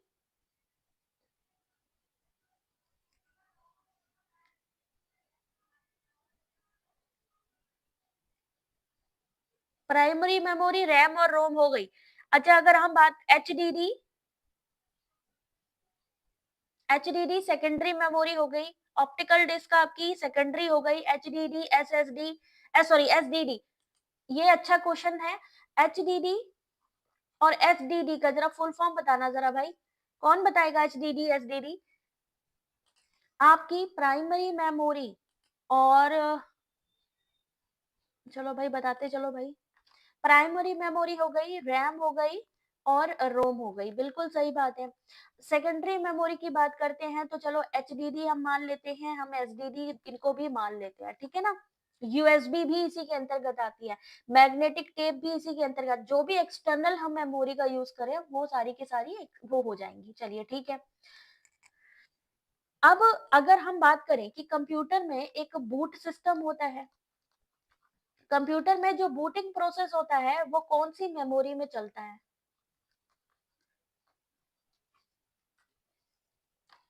optical storage compact. अगर मैं आपसे पूछूं किसमें होता है boot system, solid state drive, ROM में बूटिंग होती है, RAM volatile, ROM non volatile, very good job, बहुत अच्छी जानकारी है भाई आपके पास। RAM ROM, EPROM, EEPROM primary, floppy disk drive, floppy disk drive Deepika secondary. Fast कौन सी होती है अगर मैं आपसे पूछूं? प्राइमरी मेमोरी फास्ट होती है या सेकेंडरी मेमोरी फास्ट होती है? इनमें से कौन सी ऐसी मेमोरी है जो फास्ट होती है?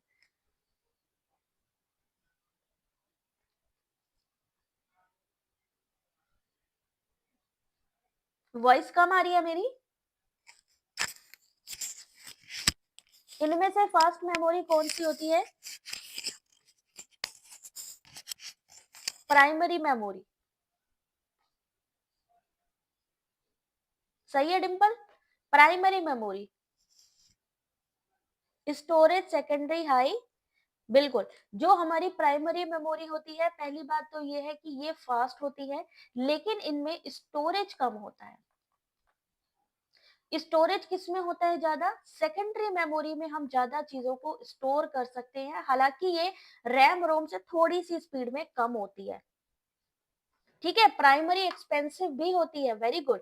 Register, cache, main, RAM, ROM, fast memory, क्या बात है, शोध गंगा, वेरी गुड जॉब। चलो भाई, 46 के बाद 47 आ गया, मतलब का क्वेश्चन आपके। आंसर करिए इस क्वेश्चन के लिए, तो मतलब क्या ही कहें, मजा आ गया, जो पूछ रहे थे वही आ गया यहाँ पे। चलिए आंसर करिए इस क्वेश्चन का। क्वेश्चन क्या है आपके सामने? इनमें से कौन सी कंप्यूटर की जो मेमोरी है अस्थिर यानी कि वोलाटाइल होती है?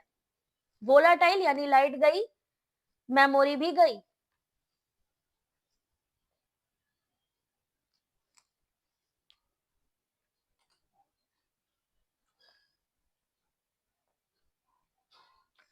क्वेश्चन नंबर 47,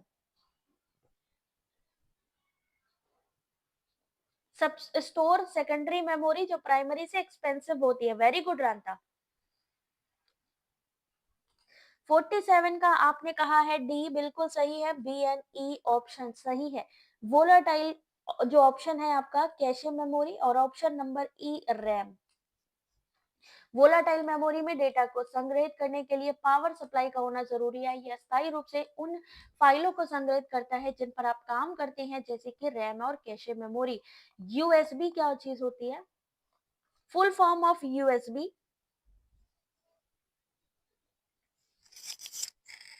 फुल करने पर भी वॉइस कम है भाई, मेरे भाई सबको प्रॉपर वॉइस आ रही है। ठीक है, मे भी कुछ टेक्निकल एरर हो सकती है। ठीक है, फिर भी अगर आप लोगों को वॉइस का कुछ भी इशू लगे तो तुरंत कमेंट करके बताना। ठीक है, एक बार रिफ्रेश कर लो जरा। यूनिवर्सल सीरियल बस,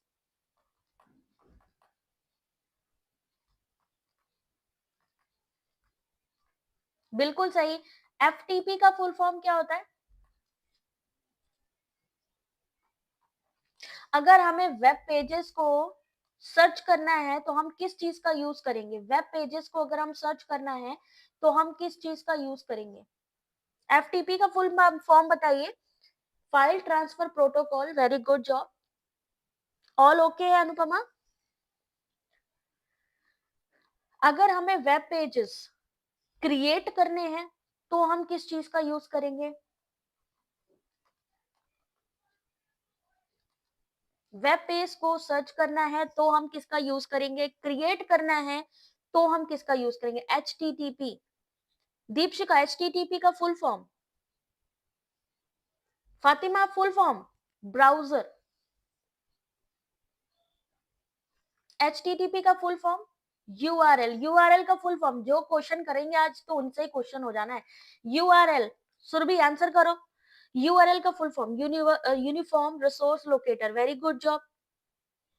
hypertext transfer protocol, hypertext markup language web pages के लिए। अगर हमें वेब पेजेस क्रिएट करने हैं, कौन सी लैंग्वेज?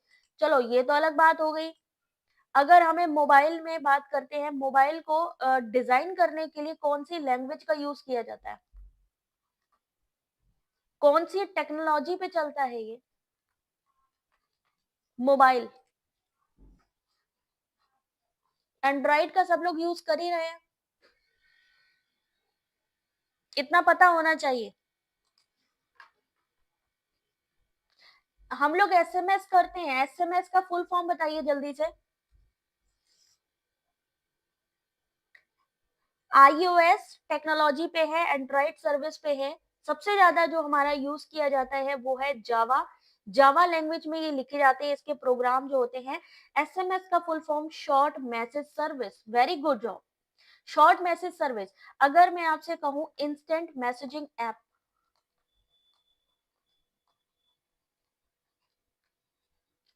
ऐसा कौन सा मैसेज ऐप है जो इंस्टेंट मैसेजिंग ऐप है और बहुत फेमस भी है? व्हाट्सअप, क्या बात है, पार की नजर निर्मस ऊपर, व्हाट्सअप बिल्कुल सही जवाब भाई। तुम लोगों को तो सच में केबीसी में भेजना ही पड़ेगा, इतना ज्यादा टैलेंट आ गया है भाई। व्हाट्सएप बिल्कुल सही जवाब, इंस्टेंट, तुरंत के तुरंत।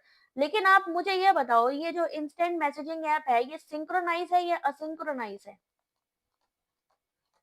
तत्कालिक है या असमकालिक है? समकालिक या असमकालिक?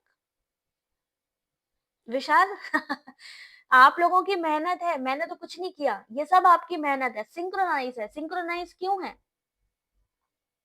सिंक्रोनाइज है।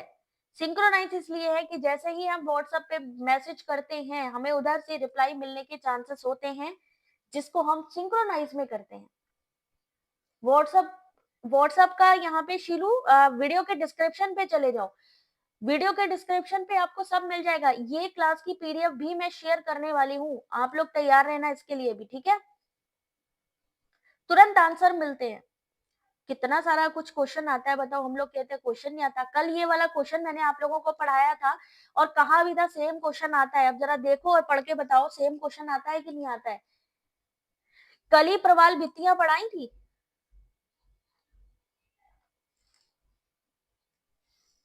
कल्पना आप लोगों की मेहनत है भाई, मैं तो बस थोड़ा सा गाइड कर रही हूँ, बाकी सारी आप लोगों की मेहनत है। रियल टाइम रिप्लाई जब मिलता है। सब लोगों से रिक्वेस्ट है, पहली बात तो टेलीग्राम ज्वाइन कर लो, क्योंकि पीडीएफ वगैरह वहां पर अवेलेबल हो जाएंगी। 3,000 से ज्यादा पीडीएफ अवेलेबल है, जल्दी से टेलीग्राम ज्वाइन करिए।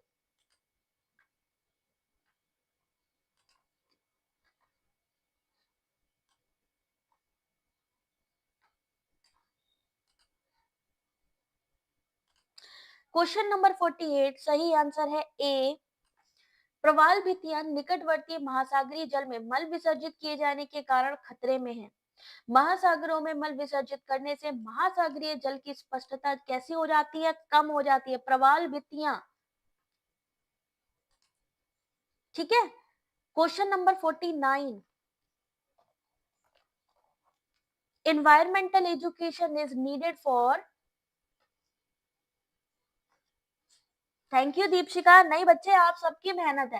टेलीग्राम तनु, वीडियो के डिस्क्रिप्शन पे देखिए, आपको व्हाट्सएप चैनल, आपको टेलीग्राम, सारी लिंक अवेलेबल है।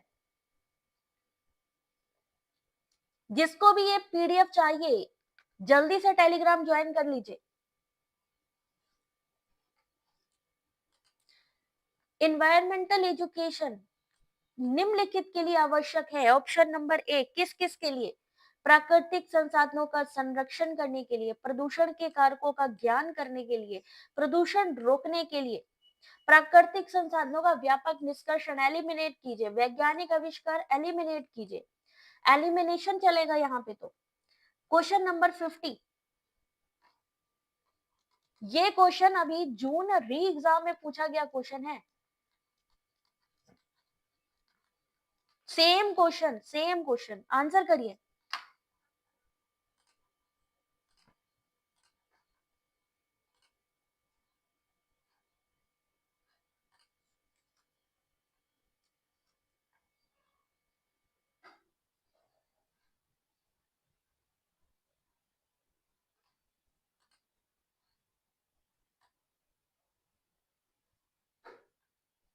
और इस क्वेश्चन का सही आंसर,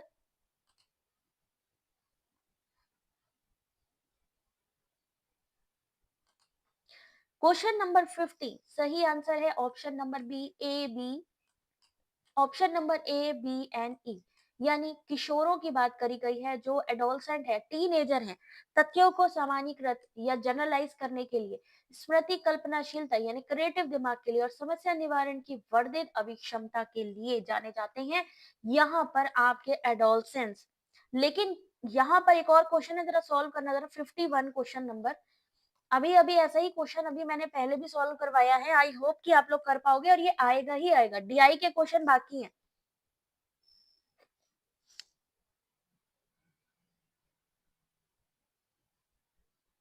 थैंक यू दीप, जुड़े रहने के लिए बहुत बहुत थैंक यू भाई। इतना मतलब अच्छा लगता है ना जब आप लोगों के साथ जुड़ते हैं, नई नई चीजें सीखने को मिलती हैं। सिर्फ आप लोगों को नहीं कुछ नया मिल रहा है, मुझे भी नया मिल रहा है। अभी मैं टेलीग्राम लिंक मेंशन कर देती हूँ तनु, ठीक है, डोंट वरी। 51 क्वेश्चन नंबर क्या बताया था आरोही क्रम में लगाने के लिए? सबसे सब मेन कैटेगरी को उठा लो, मेन कैटेगरी कौन सी है हमारी? है एनिमल, एनिमल को ले जाओ सबसे लास्ट में, मेन कैटेगरी उठा लो, यानी हमारा ऑप्शन इसमें और इसमें होना चाहिए। अब जो सबसे छोटी कैटेगरी है उसको उठा लीजिए। पशु कैसे होते हैं? कशेरुकी होते हैं। तो यानी डी से पहले हमारा ई आना चाहिए, यानी सही आंसर ऑप्शन नंबर ए होना चाहिए। 51 का ए आंसर होना चाहिए। क्या आंसर होना चाहिए इस क्वेश्चन का? इसका जो क्लास का टाइमिंग है, आप जो है देख सकते हो, रात के 7 बजे, शाम के 7 बजे से लेके चलता है अपना काम, ठीक है? कभी-कभी दोपहर में भी क्लास होती है, बट क्योंकि इस समय मेरी बेटी के भी एग्ज़ाम चल रहे हैं, जिसकी वजह से मैं दोपहर को क्लास ले नहीं पा रही हूँ, तो थोड़ा-सा वही डिस्टर्बेंस है, अदरवाइज़ तो कोई टेंशन नहीं है। टेलीग्राम जॉइन कर लीजिए, क्योंकि जैसे ही क्लास होती है, आप सभी को इसकी अपडेट मिलती है, ठीक है? तो क्वेश्चन नंबर 51, 52, अगर मान लो नेशनल एजुकेशन पॉलिसी से आ गया, फिर क्या करेंगे? टाइम तो उतना ही मिलेगा, यानी आपको मिलेगा सिर्फ 30 सेकेंड्स का टाइम।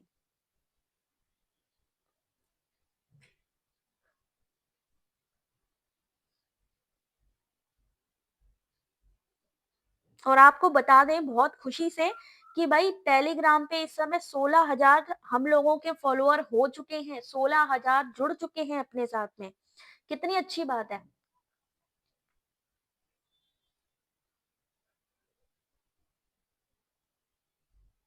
16,000 कैंडिडेट्स हैं वहां पे।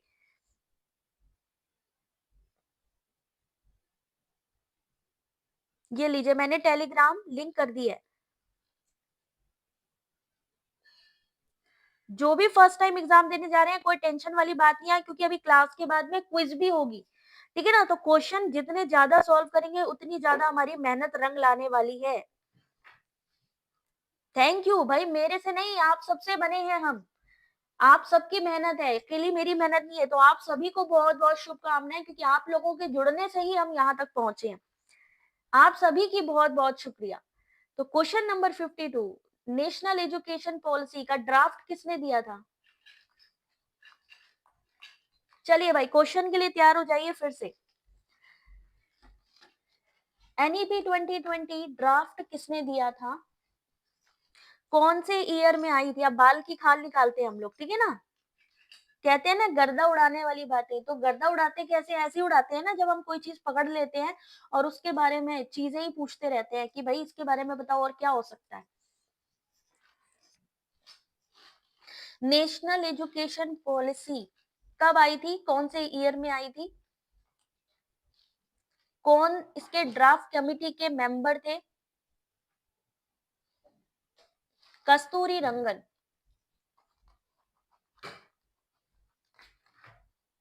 कौन सी ईयर में आई थी?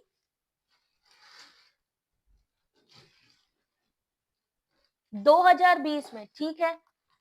इसके 5 पिलर हैं। इसके 5 पिलर कौन कौन से हैं? 5 पिलर बताइए जल्दी जल्दी, जो आप बताएंगे मैं स्क्रीन पे लिखने वाली हूँ। 90, 68, 86, 92 में मॉडिफाई हुई थी, 2020 में तीसरी आई, 3 आई है अभी तक की। विमलेश 1992 को मॉडिफाई रखना, ठीक है? 5 पिलर जल्दी से बताइए, आप लोग बताते जाओ, मैं लिखती जाऊंगी।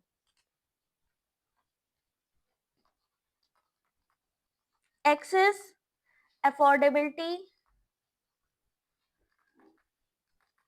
इक्विटी,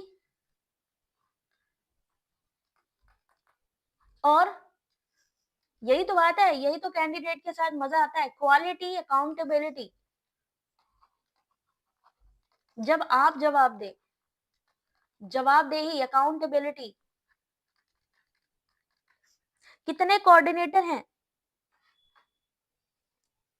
इसके कितने कोऑर्डिनेटर हैं आपके? सॉरी, वो तो स्वयं में चलेगा, स्वयं प्रभा में चलेगा, इससे जुड़ा क्वेश्चन पूछा, मैं तो 5 पिलर्स पूछ रही थी। Main motto of NEP 2020।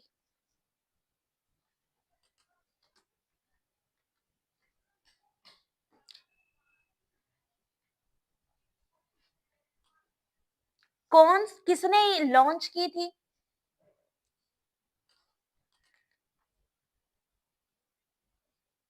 National education policy. जल्दी जल्दी आंसर करते जाएंगे, क्वेश्चन में पूछूंगी, आंसर आपने करना है। सबा फुल स्क्रीन है बेटा। वीडियो की क्वालिटी थोड़ा सा एनहेंस कर लो।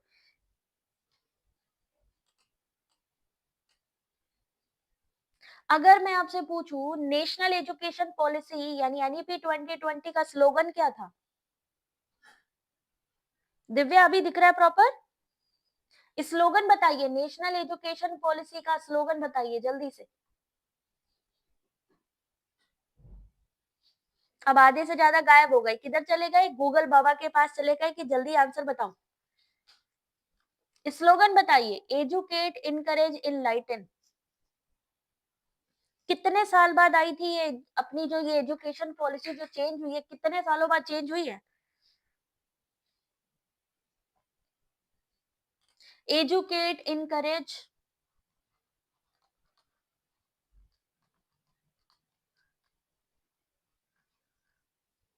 कितने सालों बाद आई है? इनलाइटन,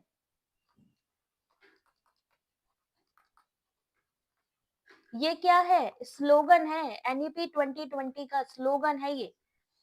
34 साल बाद आई है, 34 साल बाद आई है, बिल्कुल सही जवाब। तो क्वेश्चन नंबर 52 सही आंसर ऑप्शन नंबर बी, इस क्वेश्चन का सही answer option number B, option number C and option number D. बहुविषयक और समग्र शिक्षा, मल्टी डिसिप्लिनरी होलिस्टिक एजुकेशन, उच्चतर शिक्षा के भाग के रूप में उत्कृष्ट अनुसंधान, शिक्षण और अधिगम में बहुभाषावाद को प्रोत्साहन। अगला क्वेश्चन, पेन का फुल फॉर्म, क्वेश्चन नंबर है आपका 53। पेन का फुल फॉर्म कौन बताना चाहता है? पेन का फुल फॉर्म सब पढ़े सब बढ़े, बिल्कुल सही।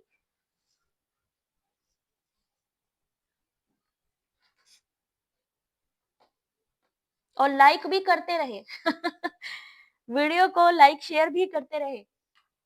पेन का फुल फॉर्म 53 का सही आंसर ऑप्शन नंबर डी, यानी peroxy acetyl nitrate. PAN peroxyl nitrate जो कि वाष्पशील कार्बनिक यौगिक यानी वीओसी, एनओएक्स यानी नाइट्रोजन ऑक्साइड और सूर्य के प्रकाश के बीच अभिक्रियाओं की जटिल संख्या के मध्य गठित वायु प्रदूषक का एक प्रकार है।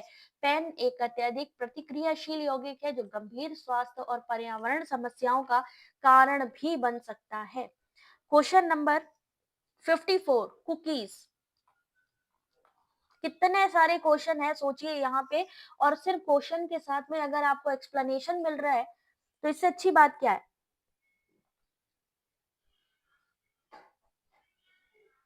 कितने सारे क्वेश्चन आपके यहीं से आ जाएंगे, आपको खुद पता नहीं चलेगा, आप एग्जाम में जाओगे आप कहोगे अच्छा ये तो मैंने पढ़ा हुआ है। चलो भाई आंसर करो कुकीज के बारे में, कुकीज खाने वाली कुकीज नहीं है। आंसर करो दिव्या, आंसर करते चलो बेटा।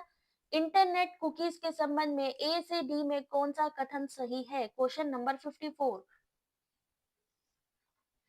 What is cookies? होता क्या है कुकीज?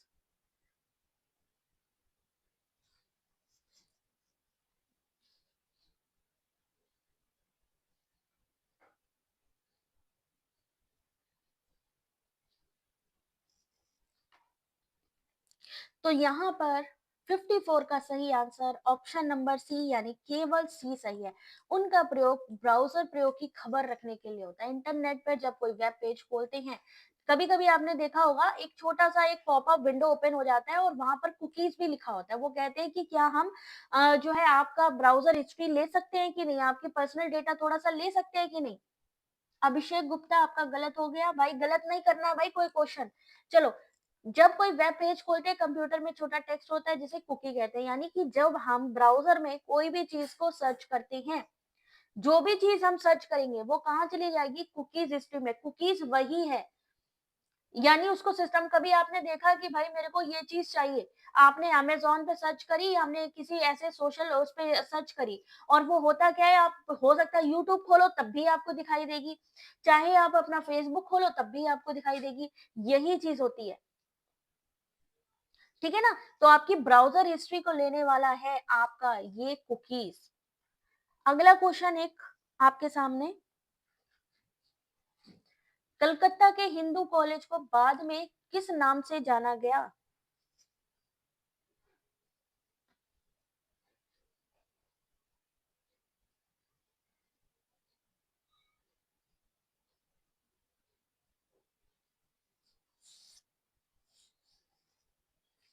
कलकत्ता के हिंदू कॉलेज को बाद में किस नाम से जाना गया था? सुरेंद्र नाथ college, Ram Mohan Roy college, university college और प्रेसिडेंसी कॉलेज?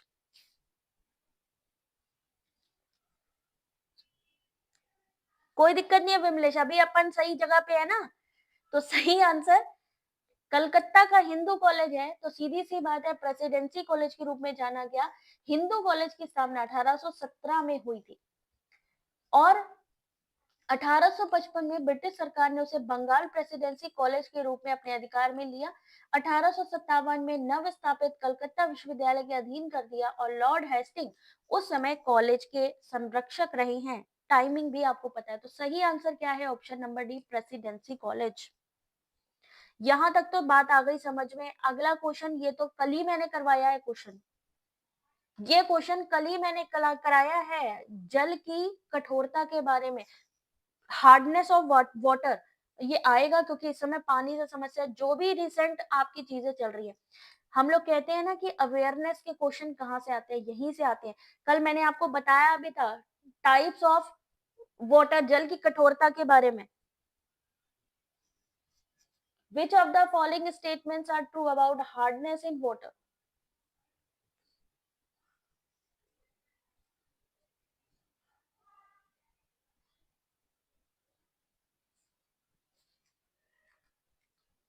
आरओ जो होता है वाटर प्यूरिफायर, उसके सीक्वेंस पूछे जाते हैं, पता है आपको?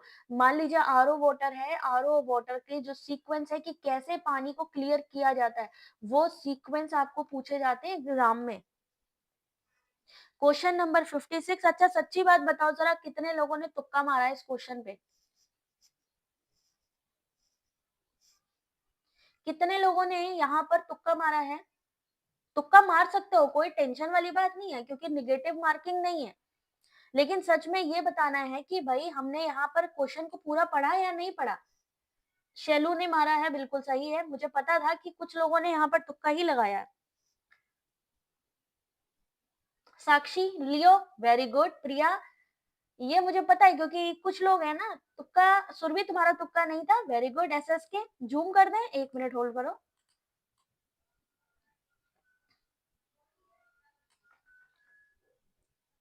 वही तो, इतनी जल्दी आंसर कर दे रहे, बिना तुक्केबाजी हो ही नहीं सकते। तुक्का लगाओ, लेकिन वहां लगाओ जहां पे आपको लगता है कि आता ही नहीं है, बिल्कुल नहीं आता, वहां पे लगा के आ जाओ। क्वेश्चन कोई भी छोड़ना नहीं है, क्योंकि all questions are compulsory. Negative marking नहीं है, ये सबसे अच्छी चीज है। 56 का सही आंसर है option number B, A B and D only. Option number A, option number B और ऑप्शन नंबर डी ओनली। ये कैल्शियम और मैग्नीशियम के आयनों के कारण होता है। ये अस्थाई और परमानेंट, यानी टेम्पररी भी होता है और परमानेंट भी होता है। Hardness cost scale in hot water pipe system, कठोरता गर्म पानी के पाइप प्रणाली में पपड़ी का कारण बनती है। कैल्शियम और मैग्नीशियम के आयनों के कारण होता है। ठीक है, ये समझ में आ रहा है? 57 क्वेश्चन नंबर। कितने सारे क्वेश्चन भैया, अभी तो डीआई बाकी था। डीआई हम लोग छू के टच करके निकल के आ गए यहाँ तक। कल आपको 100, मैंने अभी परसों मैंने 100 आपको हायर एजुकेशन के क्वेश्चन कराए हैं, ठीक है? और 100 आपको कल मैंने इन्वायरमेंट के क्वेश्चन कराए हैं। जिनको भी ये 200 क्वेश्चन चाहिए हो ना, टेलीग्राम पे चले जाना। 200 क्वेश्चन आपको कहाँ मिलेंगे? फाइल सेक्शन पे, टेलीग्राम के ऊपर की तरफ देखा करो। टेलीग्राम पे जो चैट चलती रहती है ना, उसको ऊपर की तरफ देखा करो, वहां पर एक फाइल सेक्शन मिलेगा, उसमें मिलेंगे ये सारे। क्वेश्चन नंबर 57, किन विश्वविद्यालयों की स्थापना 1916 में हुई थी? 57 सही आंसर है ऑप्शन नंबर बी, सी, डी। यानी बी मतलब बनारस हिंदू विश्वविद्यालय, सी यानी मैसूर यूनिवर्सिटी और ऑप्शन नंबर डी एसएनडीटी। ये सेम क्वेश्चन आपका ये सेम क्वेश्चन आपका यूजीसी नेट के जून 2024 में भी पूछा गया था, आपका जून 2023 में भी पूछा गया था। आप चाहो तो क्वेश्चन उठा के देख सकते हो, दोनों में ही पूछा गया क्वेश्चन था। ठीक है ना? तो अभी क्या करना है, डीआई आज करनी है कल करा दें, क्योंकि टाइम हो गया बहुत, 11 बज कितना बज गया, 10 बज गया है। कराया था ना निखत?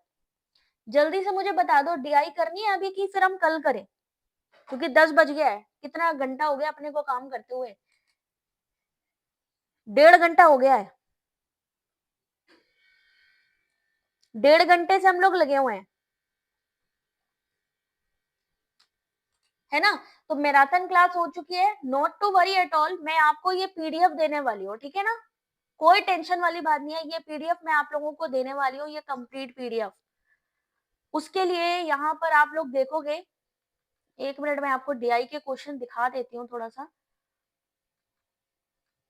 सबके मैंने आंसर भी लिखे हुए हैं, पता है, सबके आंसर हैं। आपको सिर्फ एक बार पढ़ना है, जिनको भी नहीं आता है ना, आराम से इसको देख के कर पाओगे, सिर्फ एक बार पढ़ना पड़ेगा आपको। नोटिफिकेशन नहीं आया भाई, यूट्यूब की तरफ से एरर है। मेरी तो 2 क्लास रिकॉर्डेड, इस समय तो ये हाल हो गया है कि यूट्यूब की जो क्लासेस है ना, 2 मेरी क्लास मिस हो गई है। कल बच्चे ने बताया, एक कैंडिडेट ने, कि मैडम आपकी क्लास नंबर 11 और क्लास नंबर 10 रिकॉर्डिंग चल नहीं रही, लाइव क्लास होने के बाद भी गायब कर दी यूट्यूब ने, तो है ना? तो इसलिए कोई क्लास भाई छोड़ो मत। 2023 में सभी देशों को मिलाकर उनका आयात था 777 करोड़ का। इन सभी देशों को मिलाकर उनकी आय कितनी थी? आय को निकालने के लिए इन्होंने क्या कहा, आयात और निर्यात को माइनस कर दीजिए आपस में। टेलीग्राम ग्रुप नहीं ज्वाइन हो पा रहा है? कैसे नहीं ज्वाइन हो पा रहा भाई, क्या हो गया टेलीग्राम ग्रुप को?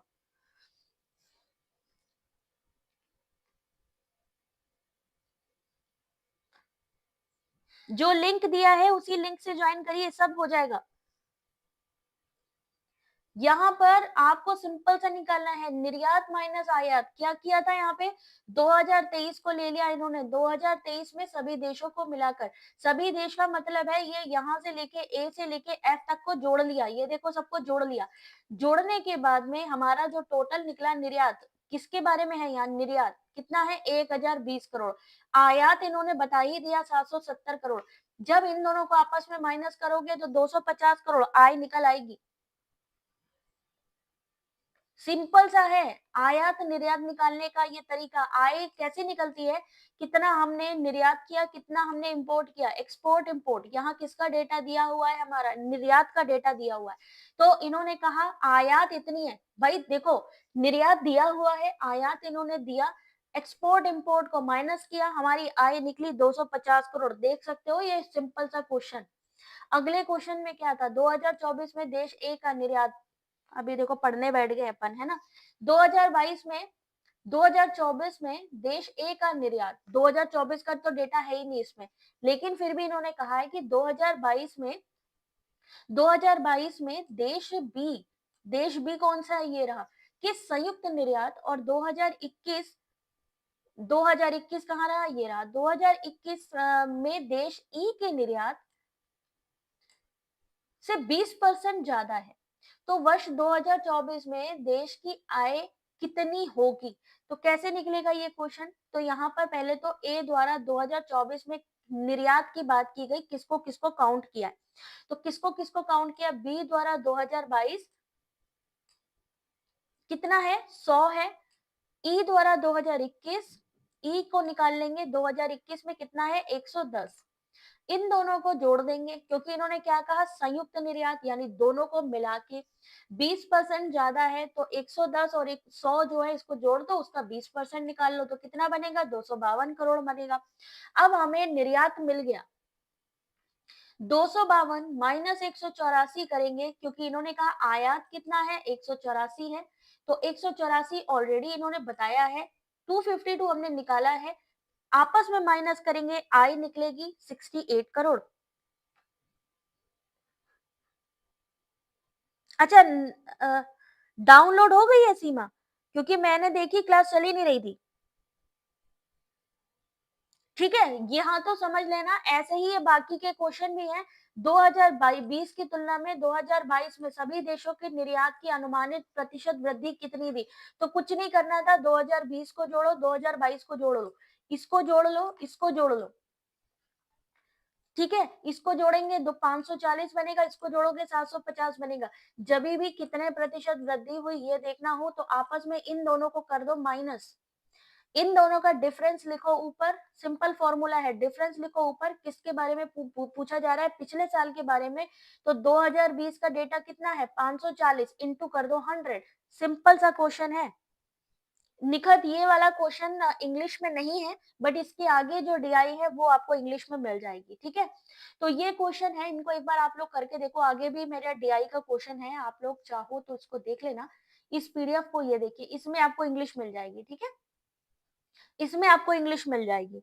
तो भाई जाने से पहले वीडियो को एक बार ये जरूर बता देना भाई, फीडबैक दे देना अपने अपने कि आपको अच्छी लगी क्लास की नहीं लगी, मजा आया कि नहीं आया आज की क्लास में, इतने सारे क्वेश्चन देखे। तो भाई जिन्होंने भी सब्सक्राइब नहीं किया जल्दी से सब्सक्राइब कर लो, और जो भी हमारे चैनल को सपोर्ट करना चाहते हैं, ये क्यूआर कोड है, आप इसमें 299 का मेंबरशिप ले सकते हैं दिसंबर वाले एग्जाम के लिए। जो भी हमें सपोर्ट करना चाहते हैं वो सपोर्ट कर सकते हैं, यूपीआई आईडी और क्यूआर मैंने मेंशन कर दिया है।